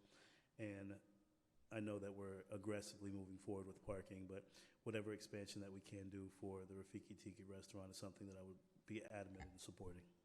Thank you, Mr. Evans. Anything else? Madam Chair? You're recognized. Yeah, so, I mean, I'm not trying to make this appear as if I am not for this expansion. I just want to make sure that the CRA gets the biggest bang for their buck. And if you expand this based on CDC guidelines, we don't make any money. We just want to make sure that we're CDC compliant. That was the whole purpose of this, I thought, from the beginning, was to ensure that we can spread people out so that they won't be so close together in this space where it currently holds. So it won't make any money for us with the expansion in that term. Also, I just thought that, given the fact that we are expanding for CDC purposes, that they should pay some rate per additional square footage. I just don't see just giving it away for that purpose. That we don't really make any money, so to speak, off of this. And just to give it away is something that I do not condone. Those are my comments for right now, Madam Chair. Thank you. Anything else? One more question, Madam Go Chair. ahead. Yes. How many additional seating area will that equal to? 75 additional seats? Okay, thank you. Anything else? Commissioner Lanier, do you have anything else? I do not. Okay. It has been moved, we didn't have public comment. It has been moved and seconded that the board approve the execution of the Second Amendment to the sublease of Rafiki Tiki to expand the outdoor seating area used by the restaurant. As your name is called, please answer yes or no, Madam Clerk. Commissioner Lanier? Yes. Commissioner McCoy? Yes. Commissioner Miller Anderson? Yes. Vice Chair Lawson? Yes. Chair Botel? Yes, that is a unanimous decision, 5-0. Thank you. Item number 8. Riviera Beach CDE? Thank you, Dimitri.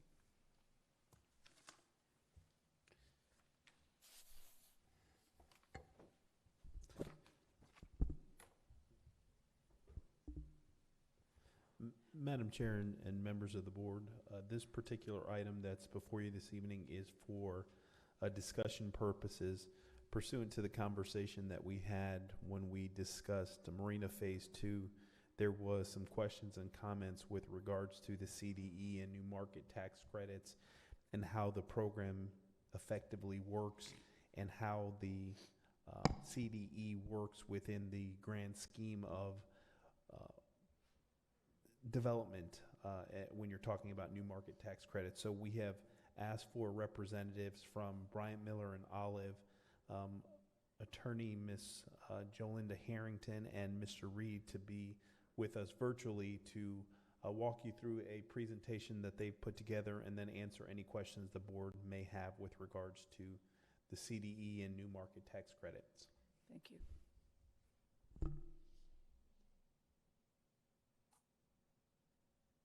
Good evening. This is Jolinda Herring with Bryant Miller Olive, and with me is my partner, Bob Reed, who's a tax counsel, and his specialty is new market tax credits. And we do have a presentation, I believe, that they will be putting up to walk you through new market tax credits and just give you a little primer on how those work.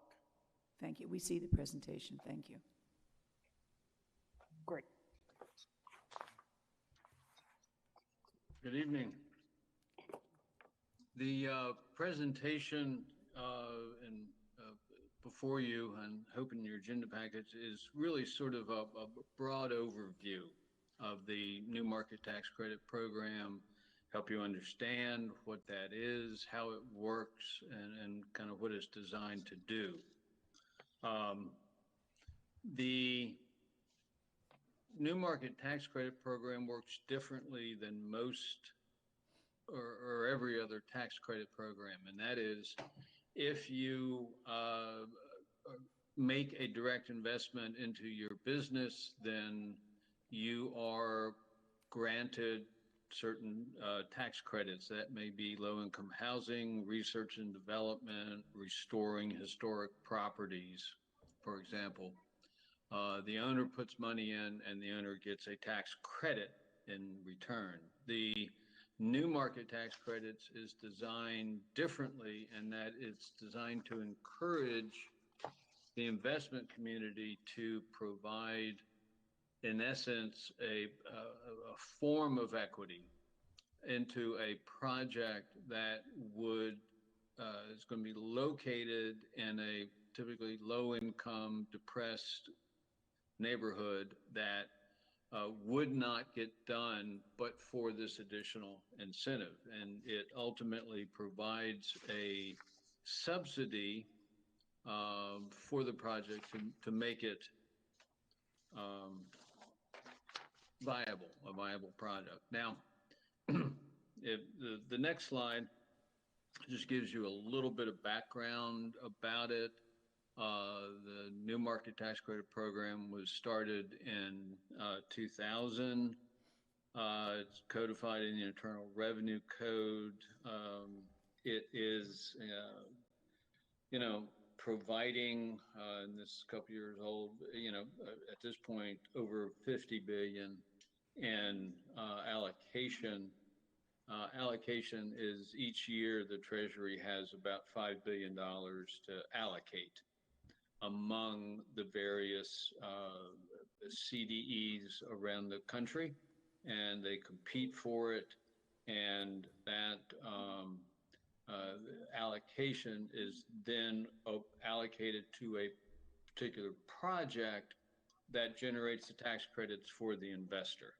And those are received over a 7-year period by the investor to provide a stream, and that is also the compliance period where everything, have to stay up with your reporting and operation within the low-income community. Now, the next slide, we highlight some of the economic benefits to the recipient, and this is the qualified borrower that is receiving the benefit of the program, that they receive capital to pay for projects that maybe they can't get a commercial loan for, or be able to get all of the money that they need to do it, but for this structure. It's a low cost of capital for them in that during the initial 7-year period, that is a interest only. There's no principal paid, so they're just paying interest only. And typically that's a very low interest rate to them in the 1 to 3% category typically, and closer to the 1%. At the end of that 7-year compliance period, the project is unwound, if you will, and the tax credit participants exit the scene, and the participating business is left in a position to actually, at that time, sort of create some back-end equity. And that's actually exactly where your event center is at this point, and it's looking at a July unwind date.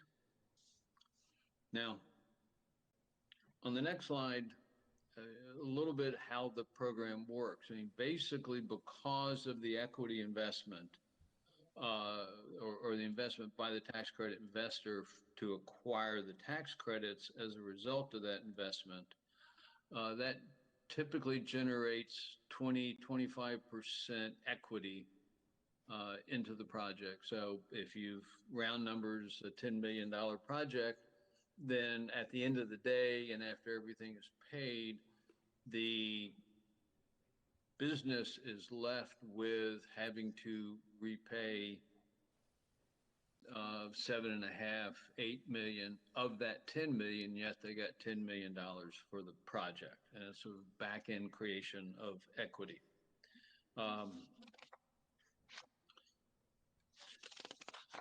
Now, some important terms that you may have heard or will hear flying around on the next sheet. Of course, NMTC, New Market Tax Credits, CDE, it's Community Development Entity. Your Riviera Beach CDE is such an entity. The Qualic B, or Qualified Active Low Income Community Business, is a qualified borrower that is getting the financing to provide a business in the low-income community. And in this case, that is your Event Center, LLC. The, what's called a CALICI, that's your Qualified Low-Income Community Investment. That is actually the loan made by the CDE who has the allocation to the Qualic B as part of the project. LIC, low-income community, that's done by census tracts, and you're located within a qualified census tract. QEI is a qualified equity investment. That's the investment made by the investor for the tax credits, combined with other funds that the investor borrows to make a cash investment into the CDE, to give the cash to the CDE to make the loan to the Qualic B. CDFI, Community Development Financial Institution, that is part of the United States. Well, it's a private banking institution that could be a CDE, and that actually, the whole thing is overseen by the Community Development Financial Institution Fund, which is a fund within the U.S. Treasury. What is a Qualic B? You must operate a qualified business, which is basically about any kind of business, except for what are referred to as sin businesses, massage parlors, liquor stores, the similar kind of things. At least half of their gross income must come from the operation of their business within the low-income community. At least 40% of their property must be used in the low-income community. At least 40% of the services must be provided in that community. They must have less than 5% of their basis in collectibles, exactly what you would think they are.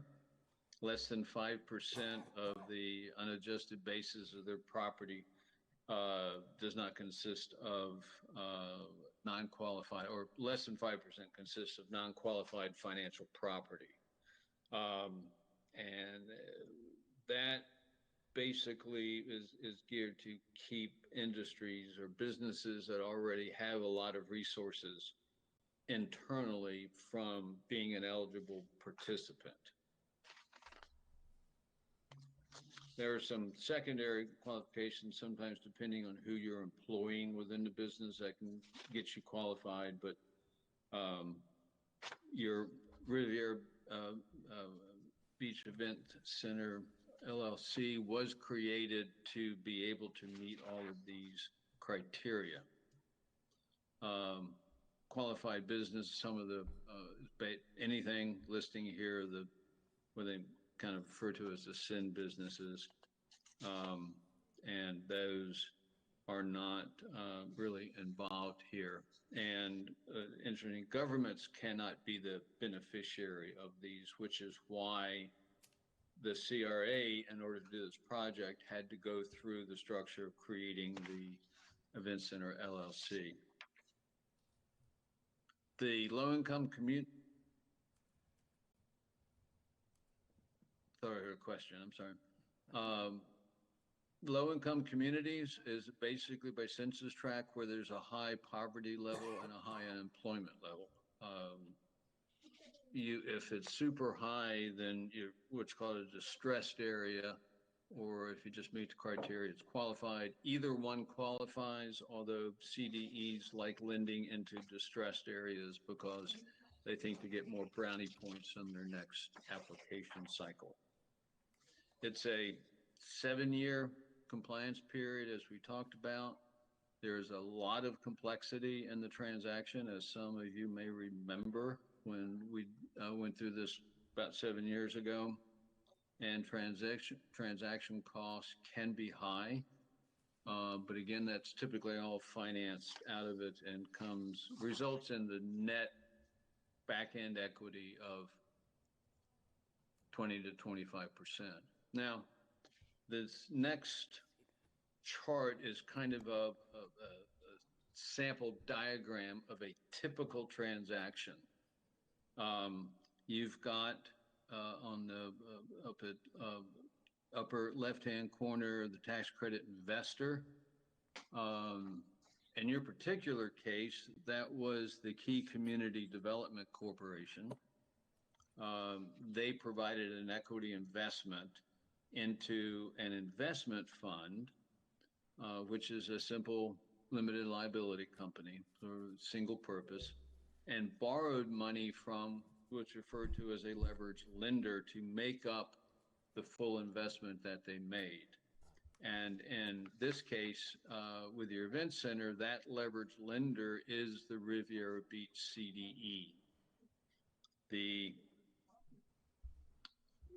investor, through that investment fund, made a cash investment into the NDC New Markets Investment LXXXIV LLC, which was a sub-CDE set up to facilitate this particular transaction. And that's done so you don't have issues created from when you're trying to do too many projects within a single structure.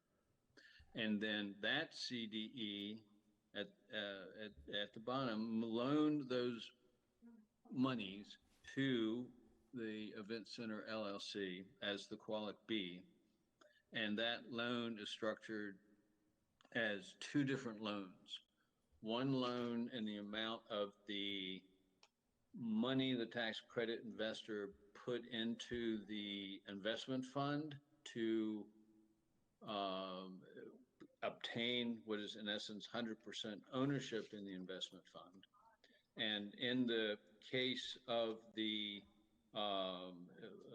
your case, the event center, that was $2,293,600. And coupled with that, they borrowed $4,761,400 from Riviera Beach CDE to assemble $7 million, which was the qualified equity investment into NDC New Markets, which then loaned most of that money, net of some fees, to Riviera Beach Event Center LLC for the event center. And that loan was broken into two loans, an A loan, the amount of $4,761,400, and B loan, $2,028,600. Now, the reason those are separated that way is at the end of the day, that B loan, representing the amount of the tax credit investor, essentially goes away. And what is going to happen in July, the 7-year compliance period will be over. And Key Community Development Corporation, pursuant to a put agreement with Riviera Beach CDE, has the right to basically $4,000 paid by the CDE. CDE will acquire 100% of that interest, membership interest, ownership interest in the investment fund. So at that point, it's Riviera Beach CDE that is the owner of the investment fund rather than Key Community. Now, once that happens, the organizational documents for the NDC New Markets entity, the CDE in your case, says that that transfer of ownership triggers a redemption of the 99.99% ownership interest that the investment fund has in the NDC New Markets CDE. And they don't have $7 million cash to fund that redemption with. So how that redemption is funded is they distribute in redemption of that interest the two Kalicki loans totaling $6,790,000. And at that point, Key Development Corporation is gone, Key Community Development, the NDC CDE is gone, and you have Riviera Beach CDE as the 100% owner of the investment fund, whose now sole asset is those two loans to Riviera Beach Event Center. Now, at that point, this transaction, your transaction, no longer has any restrictions on it from the new market tax credit rules, because the compliance period is over with. So that provides many levels of sort of potential opportunity as to what to do. Keep in mind that the Riviera Beach CDE received the $4,761,000 as a refundable grant from Riviera Beach CRA. So there is a refundable grant agreement that's in place between the CDE and the CRA. The property is ground leased to the event center and is operated by the CRA pursuant to an operating lease that was set up to provide the financial cash flow necessary to make the annual payments, debt service, and operating costs under the new market tax credit transaction viable from a financial standpoint.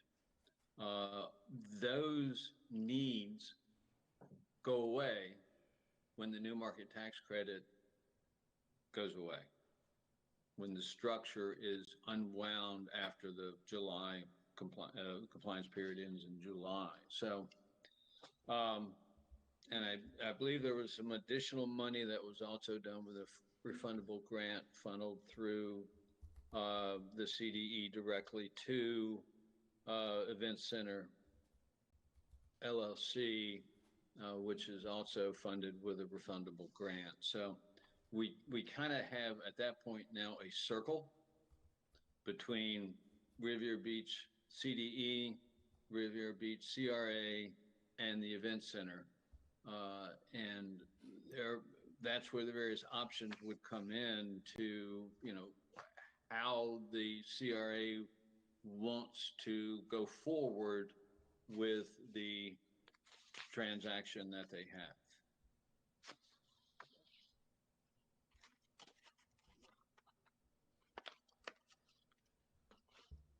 So hopefully that was helpful and not overly confusing. The rest of the presentation is really more explaining the sample structure, and I thought it made more sense to bring it to the one that's currently involving the CRA board. Thank you. Do we have any questions from members? Could any one of us repeat all of that now? You have a cheat sheet. Yeah, I know. Thank you very much. It's not really a cheat sheet. Madam Chair? Yeah, Mr. McCoy was first, I think, and then you, Commissioner Lanier. I'm good. Okay, go ahead, All right. Commissioner Lanier. You're recognized, Commissioner Lanier. I just wanted to ask, and this probably is a question for the CRA director, in terms of who's listed on the certification to Treasury as the authorized representative of this CDE. The CRA executive director serves as the president of the CDE. Okay, and how is it that this too for the CRA director, and I know that you're new, sir, but how is it that we have not received a report from the CDE in 7 years?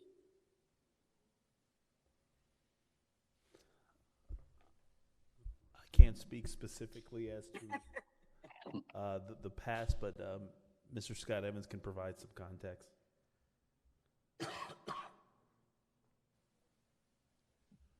The CDE is, of course, an independent board, but over the years there have been several discussions and updates on the CDE, especially when it was new and newly approved, newly approved group as a rather entity as a part of the New Markets Tax Credit transaction.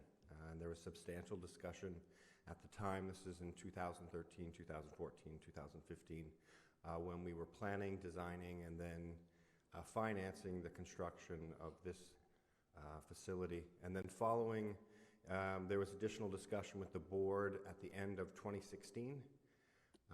And the CDE has not done anything additional outside the original agreements, commitments, and payments that are required to be followed as a part of the New Markets Tax Credits process. So we haven't had any activity other than just following what was approved by the CDE board and following the project for the Marina Village as approved by the CRA board and the City Council. And thank you. I just wanted us to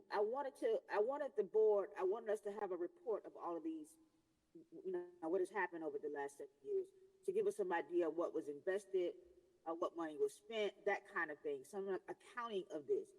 And the more I read about the CDE, the more intrigued I was by the fact that, its special purpose is for low-income areas, it's for low-income people. And 20% of the board is supposed to be low-income people or represent them. So I just wanted to make sure that this is something that we had information on, what it is, who is on the board, how much money has been spent and ran through it, an accounting of it, so that we can have a good understanding of how this works and how it operates and to benefit the CRA. But it's very intriguing in terms of reading the background and the backstory of how these CDEs are made up and how they work. And as I said before, the biggest thing that I saw about it was that it's supposed to be focused with low-income people in low-income neighborhoods. So I hope that we can continue that. And I want to make sure that we have the 20% compliance on the CDE board that states that 20% of the board must be made up of low-income individuals. So those are some of the things that I would like to see come back to the CRA so that we can know exactly what is happening with it and that we are honoring what the agreement is and what the Department of Treasury says is supposed to happen with this particular entity. Anything else? That's my comments, Madam Chair. Thank you. Are you, Mr. Evans, either Scott or, Mr. Director Evans, are you asking us to make a motion to approve participation of the CDE in subsequent development projects that might get New Market Tax Credit dollars? Is that something that you're asking of us this evening? This was merely just to bring the topic back up for discussions. Should we look to move forward with utilizing the CDE as a mechanism for other projects that would come in subsequent actions? Okay. So was that a yes then? No, we didn't need any Okay.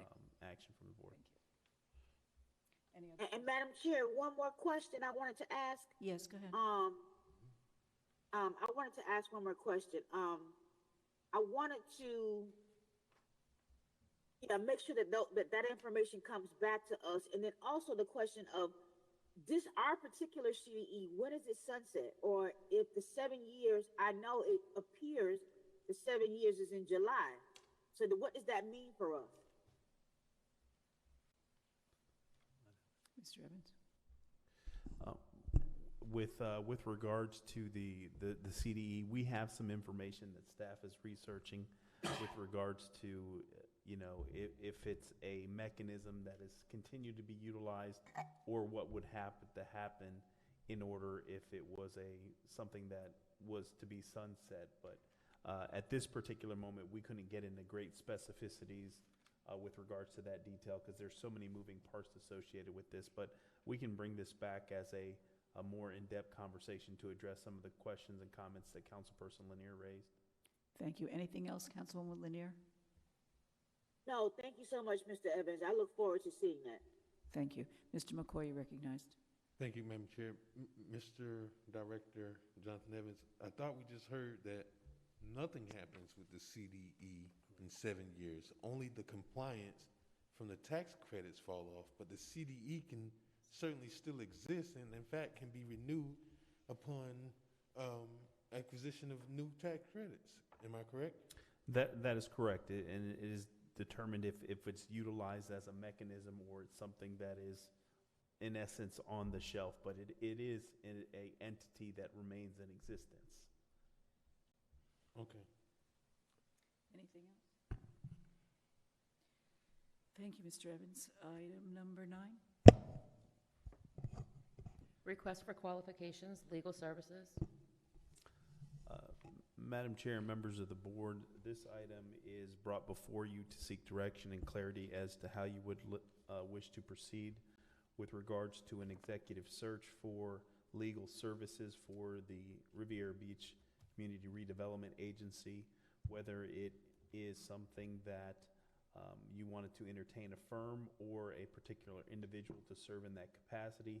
Staff has attached in your agenda backup a request for qualifications, a scope for services, as well as the information that is to be submitted as part of the application process.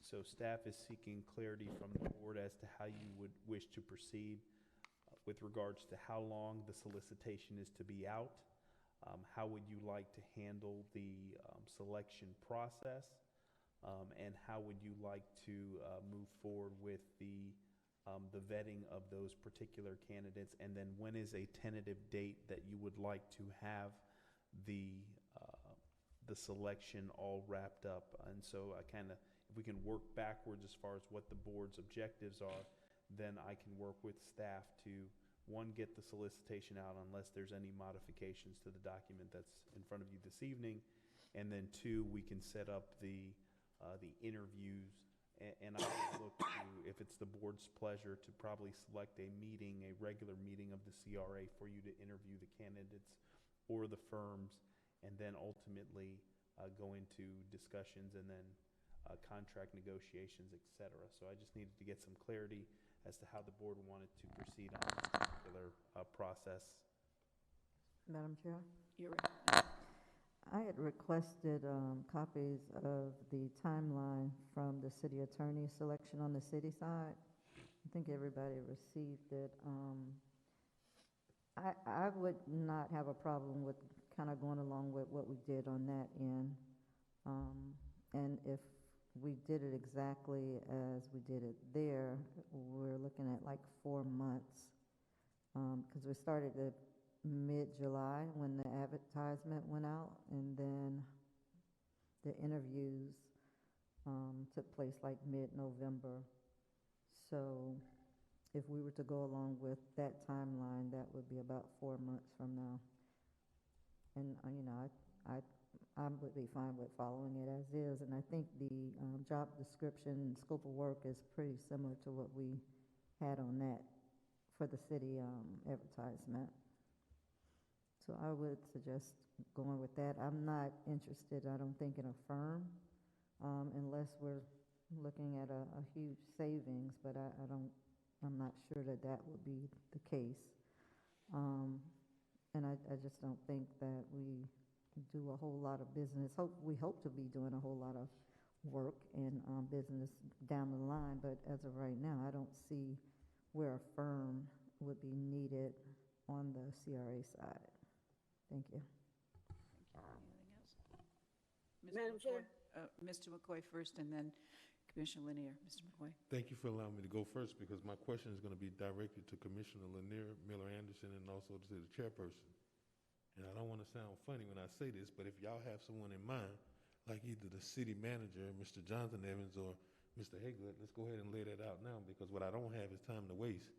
And let me wake up because this seems like deja vu, and I've seen this movie before where we sat through this process and then all of a sudden somebody, surprise, we're going to appoint so-and-so. So I don't have time for games, members. And let me take off my mask so my face can be seen. I don't want to deal with foolishness. So if there's some other ideas that you have, please, let's go ahead and lay it out before we set forth a process and bring in candidates, because let me remind you, that was a complete waste of time that we can't get back, and I don't want to deal with it. And what I will say to Mr. Evans, I don't see anything in here with any kind of indication of a finance or finance-related background.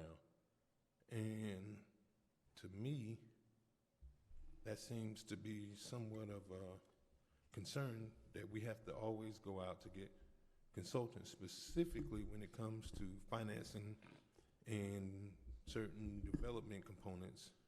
So is that not important, Mr. Jonathan Evans? Yes, it is,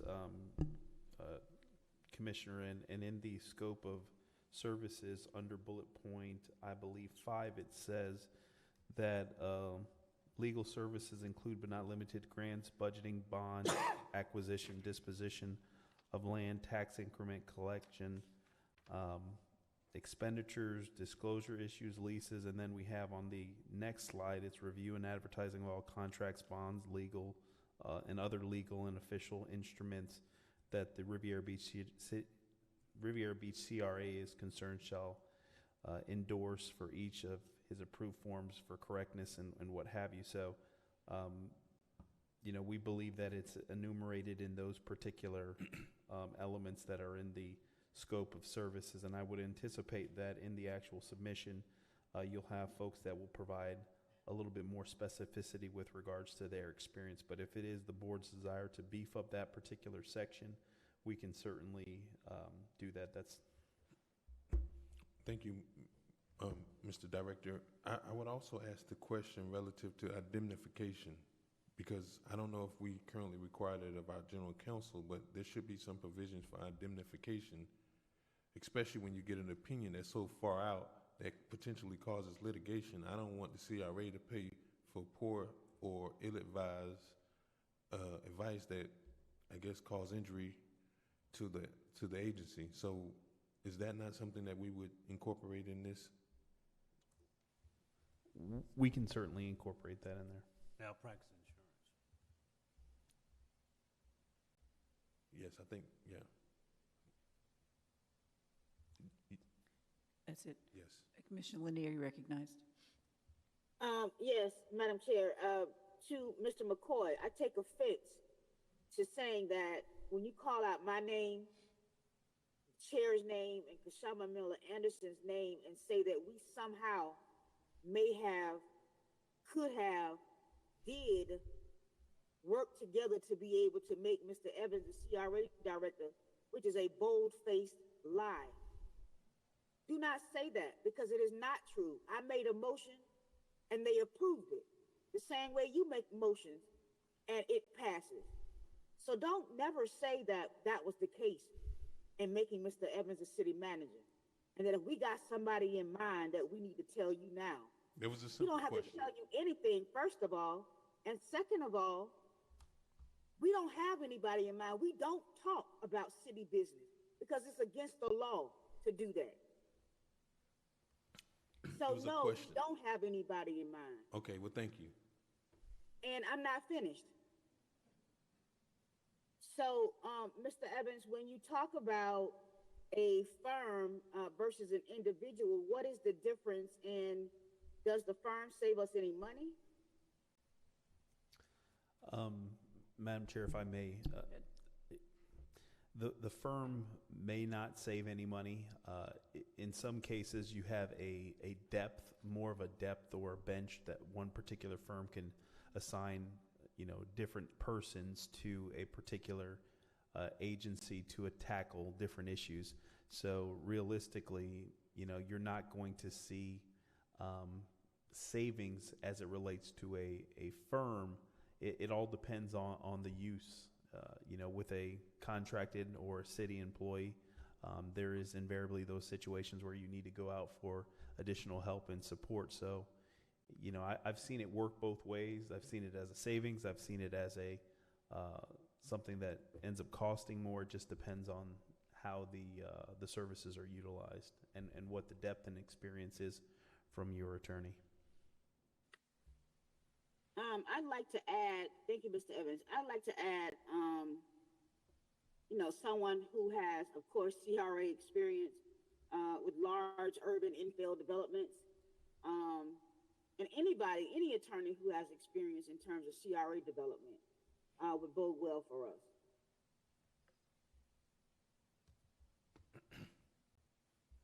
Those are my comments, Madam Chair. Thank you. Anyone else? Mr. McCoy, did you have something else? I guess I just wanted to make sure that we have the indemnification provision. I don't care if they have practice, as long as they're ready to indemnify the city, whether it's out of their self-insured or however. But I would just hope that we have that provision in there, because we seem to find out after the fact in many cases the damage that has been done. And I don't want to say damage, but some oversight or some errors or omissions that have occurred, and it's well after the fact. So I just want to make sure that there's some, safety net there. Mr. Evans? Madam Chair? Yes. Yes, we will incorporate that particular language, and then also put together a proposed timeline, and then be able to put the solicitation out as early as Monday or Tuesday of next week, if not sooner. Thank you. Anything else? Great. Report from the Executive Director. Yes, Madam Chair.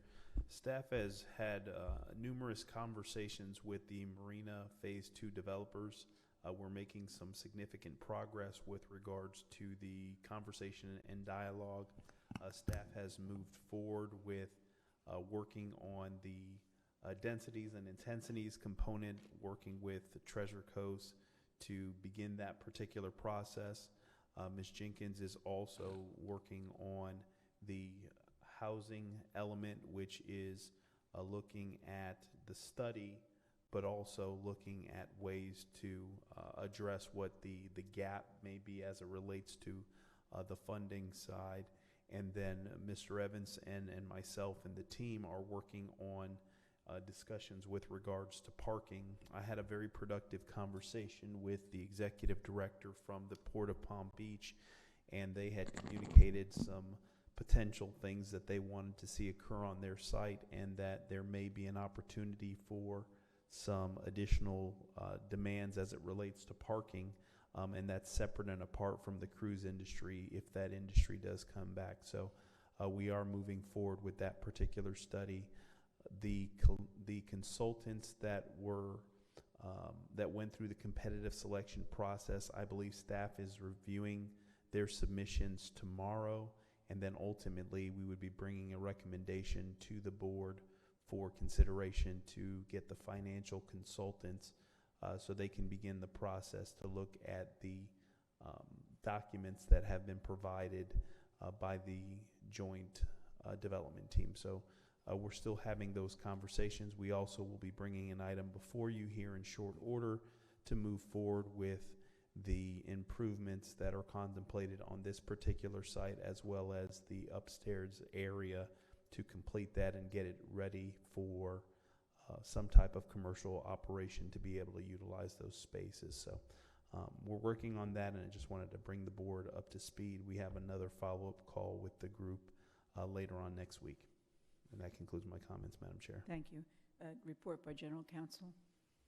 The only thing I'd like to bring back is that there was a question when the contract was approved for the purchase of what's commonly known as the Miami subs, that you wanted to continue with a lease with the existing operator. We run into a snag. The Miami subs franchisee has said that they would not agree to that. So at this point, it doesn't look like we're going to be able to continue with that operator. I think we have a discussion pending. We'll bring you back up to this state, but the Miami Subs franchisee said objected to him continuing in that position. Thank you. Discussion by the board, starting with Mr. Lawson. Thank you, Madam Chair. Mr. Evans, question for you, sir. Currently, I noticed that, or it came to my attention that flags are being flown at half-staff. Can you give me a reason for why? The flags are being flown at half-staff. There was a proclamation by President Joe Biden with regards to remembering the 500,000 persons lost associated with COVID-19, and that continues until February 26th of 2021. Okay, that order I think was on federal buildings, and I think the only federal building is the VA, correct? That is for the entire United States. On all federal buildings or all municipal buildings? All buildings. Okay, just wanted clarity on that. Can you please do a memo or notice to the public, because there seems to be some confusion as to why we're flying our flags at half-staff, but if you can put out a memorandum or some type of post outlining why we're flying our flags at half-staff currently for the next 5 days. I saw the order, just wanted to make sure that we were clear. Absolutely. From February 22nd to the 26th, that was by the order of the president, and I've sent that information over to communications to post it. Okay, yes, if they could put out a publication or a notification as quickly as possible, just for residents, to let them know why we're flying our flags. And that order, I did see that order, so thank you. In addition to that, colleagues and residents, I'm going to be hosting a job fair. City of Riviera Beach, CRA, and Bishop Thomas Masters is partnering in a job fair. Kind of continuity in government. Bishop Masters started years ago a job fair for the city and the residents, and due to COVID, there's been a staggering amount of individuals that have been either laid off or furloughed, and businesses that have lost opportunities and the ability to have quality residents and actual employees. So we're trying to bridge that gap between them, and we have about 27 businesses that have registered for the job fair. We have Dress to Success that's going to be at the job fair as well, giving free resume reviews and career styling in person. Mr. Freeman from the library actually posted a video on social media explaining the resources that our city library has. Suits for Seniors is going to be outfitting men for suits and assist them with suits that they have to assist them in their process to be gainfully employed. And we're also going to start at 10 a.m. and have attendees in place from 10 a.m. to 1. So please, if any residents are interested in a job, we're hiring, employers are hiring on spot. So if you are looking for a job or job opportunity, please make sure you're there at the Marina, 200 West 13th Street tomorrow morning at 10 a.m. sharp. And last, colleagues, I'm going to be launching a mental health advocacy board here in our community. One of the biggest things that I've noticed is that mental health in the minority community is just underutilized, underappreciated, and we have to really focus on mental health. 90% of African Americans with a substance addiction over the age of 12 years old do not receive support within the mental health arena, do not consult with a therapist, and do not get treatment. So I want to make sure that we focus on mental health, and I will be launching this advocacy board, partnering with local organizations to make sure that we get this going. Thank you, Madam Chair. Thank you. Commissioner McCoy. Thank you, Madam Chair. Mr. Executive Director Evans, the RFP for the financial consultants, who makes up that evaluation committee? That evaluation committee, I believe, is Mr. Scott Evans, Ms. Jenkins is going to be a technical advisor, Ms. Pimsel, and Mr. Sherman are on the selection committee, and I believe Ms. McBride. So Ms. Jenkins, in her role as technical, is she going to be a scorer? She's not going to be a scorer. She's going to be providing some insight with regards to the complexity on the housing side and making sure that the financial firms that are selected does have the experience and the capacity to be able to understand the tiered funding and the funding approach that's being proposed on the housing element as it relates to Marina Phase 2. And how long have they been reviewing these submittals? I'm not 100% sure when the submissions were completed were submitted, closed on February 4th, if I'm not mistaken. I'm sorry, so did you mention someone from legal on the city side? No one from the city attorney's office, no. Okay. We are doing another solicitation for legal services, though, for P3 related experience, because the submissions that we got were all more so on your financial land use side. It wasn't folks that had that legal expertise. So we're putting out another solicitation for legal services. Okay, but I guess wouldn't it make for a situation of, I guess nothing intended, but the usual suspects in who selected the financial advisor for the city? Because it seems like the same individuals. I would say that the original solicitation that when we did for financial advisors, it was a contract that we had, an existing contract with PFM, but there is 8 other firms that provided their submissions. So those folks that are on the selection committee, they're looking at someone that has the skill set and expertise, looking at the Marina Phase 2 development project. So having that expertise and that experience, I don't think it's the same folks that were on the committee that reviewed the financial consultant that the city has utilized for some time now, because I think that's been in existence for a little bit of time, and that predates a lot of folks that were on the committee. Okay.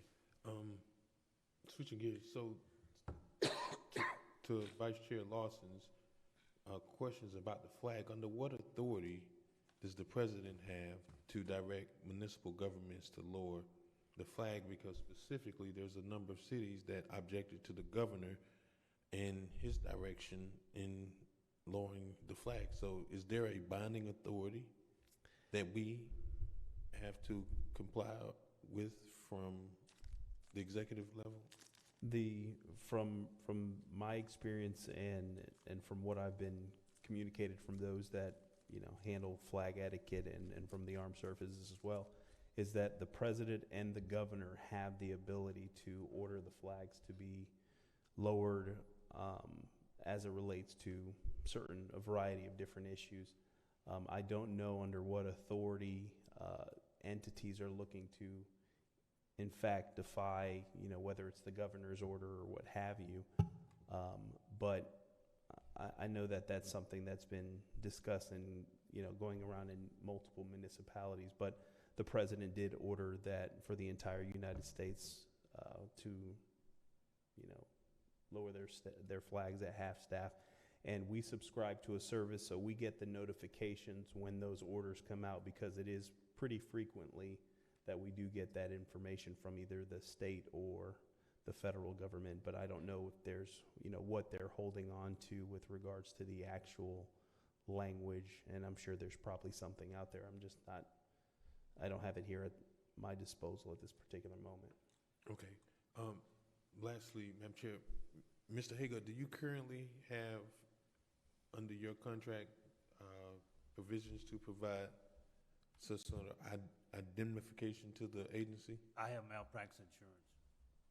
Okay, let me restate my question. Under your agreement, do you provide indemnification to the agency? I'm not speaking of whether you have insurance, but because obviously I brought this question up, and this seems to be making more and more sense, that when we have select professionals that have their own profession and mastered skill, in my opinion, we should require from an engineer, even if they're employed internally, to have their own level of indemnification for the city, or the agency in your case. But does it provide for you to indemnify the city in the event that there is some litigation or some ill-advised device that injures the agency? The only indemnification, I can give you indemnification, but indemnification doesn't mean anything unless you have something to back it up, and it's backed up through the malpractice insurance. Okay. All right, good enough. Thank you, Madam Chair. Thank you, Commissioner. I'm sorry, one last thing. Sure. Mr. Evans, the issues that I brought up to you relative to the leasing of the Marina Event Center and the Ambassador Center, are we still awaiting a memorandum from you regarding the authority and what exactly is the practice and the failures that have occurred and what should be occurring? Should we still be awaiting that to arrive by memo? Yes, we're still working on that particular memorandum. Thank you, Mr. Evans. Thank you, Madam Chair. Thank you. Commissioner Miller Anderson. I have nothing, thank you. Commissioner Lanier? Yes, I just wanted to say quickly about the opportunity to be tested for COVID-19 here in the city of Riviera Beach, Monday, Wednesday, and Friday at Wells, and Tuesday and Thursday at Jay's Ministry. The Palm Beach County COVID rate has actually doubled in the past week. We need to be forever vigilant. My understanding is that there are going to be vaccines coming out March the 1st, and I'm not sure about how the city of Riviera Beach fits into that, but I know they're coming to the state of Florida starting March the 1st. I encourage everyone, if they can, to get a vaccine, and also to encourage everyone, especially if you're going out every day, to definitely be tested. Thank you. Thank you. I was asked by a constituent to let people know that there is a Florida Fish and Wildlife Conservation Commission meeting on Friday. It begins at 9 o'clock. They take public comments probably at around 10. And if you're interested in weighing in on how the lagoon should be used, the Lake Worth Lagoon, and how it should be used or protected, you can watch the meeting, which is televised. Well, it's over the internet at https://thefloridachannel.org. So it's https://thefloridachannel.org, and that's Friday morning at 10. For those of you at home who are keeping score, tonight was a completely unanimous meeting. All of our votes were 5-0. We're happy to say that we're working as a good team here.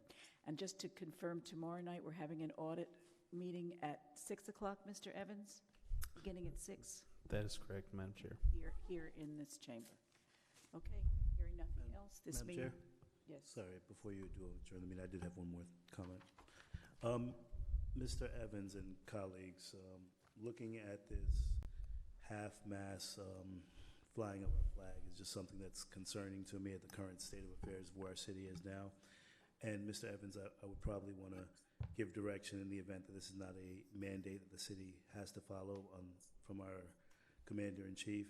I would recommend that we raise the flag back to full staff immediately. So if you can look into this, colleagues, if I can get the support of that and give direction for Mr. Evans to raise our flags back to full staff.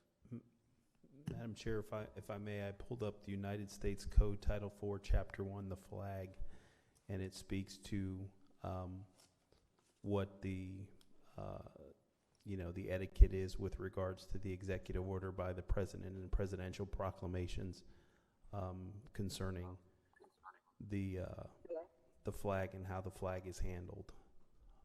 So if that's something that the board wishes to, direct the manager to do that, certainly we can do that, but there is some United States code on it.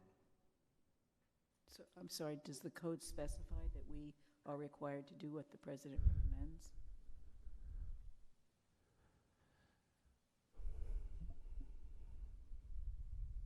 I don't think it's binding. I mean, just as a general rule, in my opinion, it wouldn't be binding, but,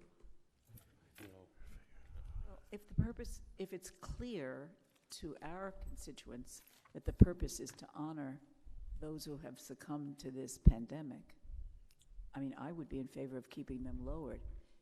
I think there may be some concern in the community that it might be honoring somebody that we don't want to honor. So I think as long as it's clear that the reason the flags are at half-staff and that people know that we're not honoring that particular person, but rather the victims, the 500,000 victims of the COVID pandemic, that might suffice. In my opinion, that would be sufficient to. And, Madam Chair, so what was the date that you said that it was going to February? February 22nd to February 26th at sunset. So what's today, the 23rd? It's only two more days. I mean, What is the governor's? What's the governor's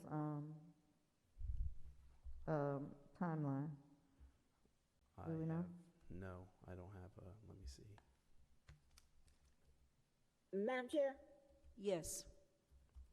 since we're still talking, I forgot one particular, Mr. Evans, give me a second. I forgot one particular announcement that on Friday at 6 o'clock, February 26th, myself in conjunction with the group Juneteenth of Palm Beach County will present a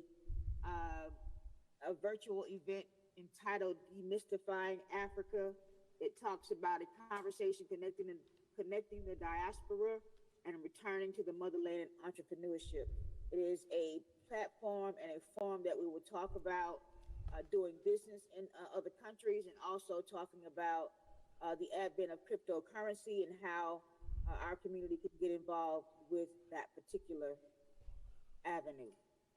This Friday, February 26th, 6 o'clock, it is on the District 3 Council page, and I'll also post it on the city's website as well. Thank you. Mr. Evans? I'm still searching for it.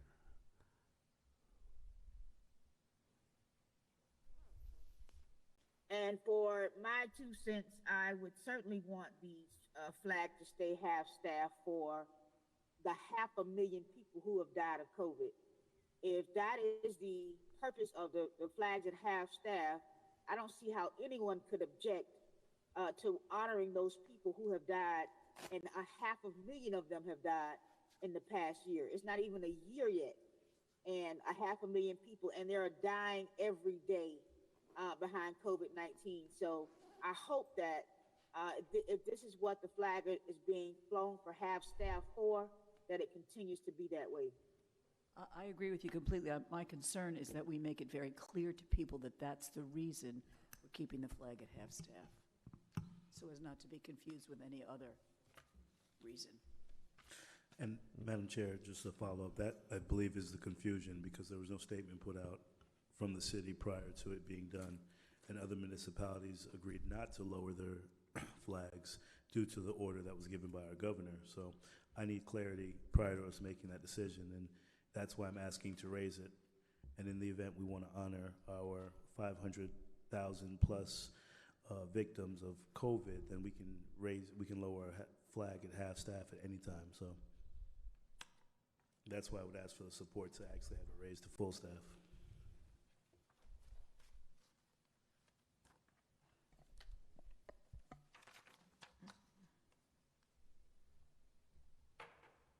I don't support raising it to full state. Does anybody else want to weigh in on that?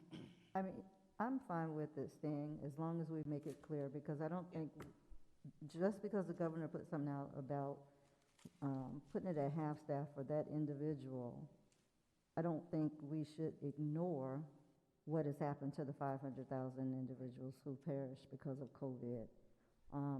It will be over on Friday. And at that point, I mean, do you know how long the governor's one is for yet? I'm trying to find that even on his executive orders, and I would say until the sunset on the 26th, it could stay at half-staff. You've had it down already since Monday? no, I don't think so. I've just got a message from Chief Curd, and he provided me the documentation that communicated from our notification service that it's fly the United States flag at half-staff immediately on sunset Friday, immediately until sunset on Friday the 26th, 2001, remembering the 5,000 Americans lost in COVID. 500,000.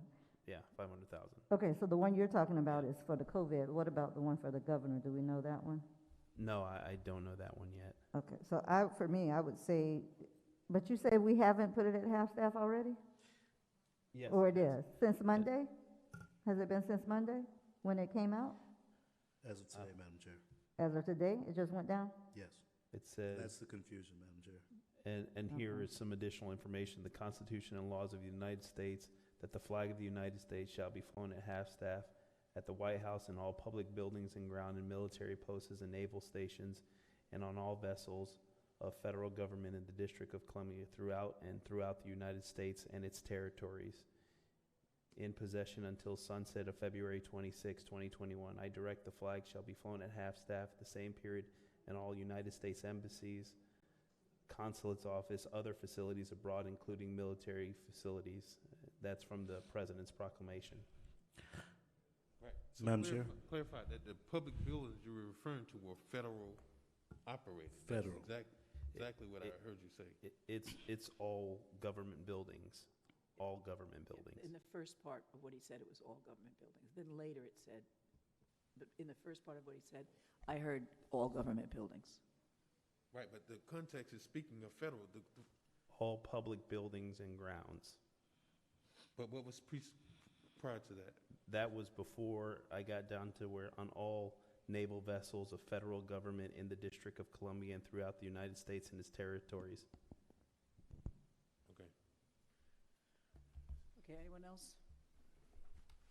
So we're leaving them, and but we're making sure that we will make sure this people evening understand that we the reason. explain to folks, absolutely. Okay, anything else? Seeing nothing further, this meeting is adjourned.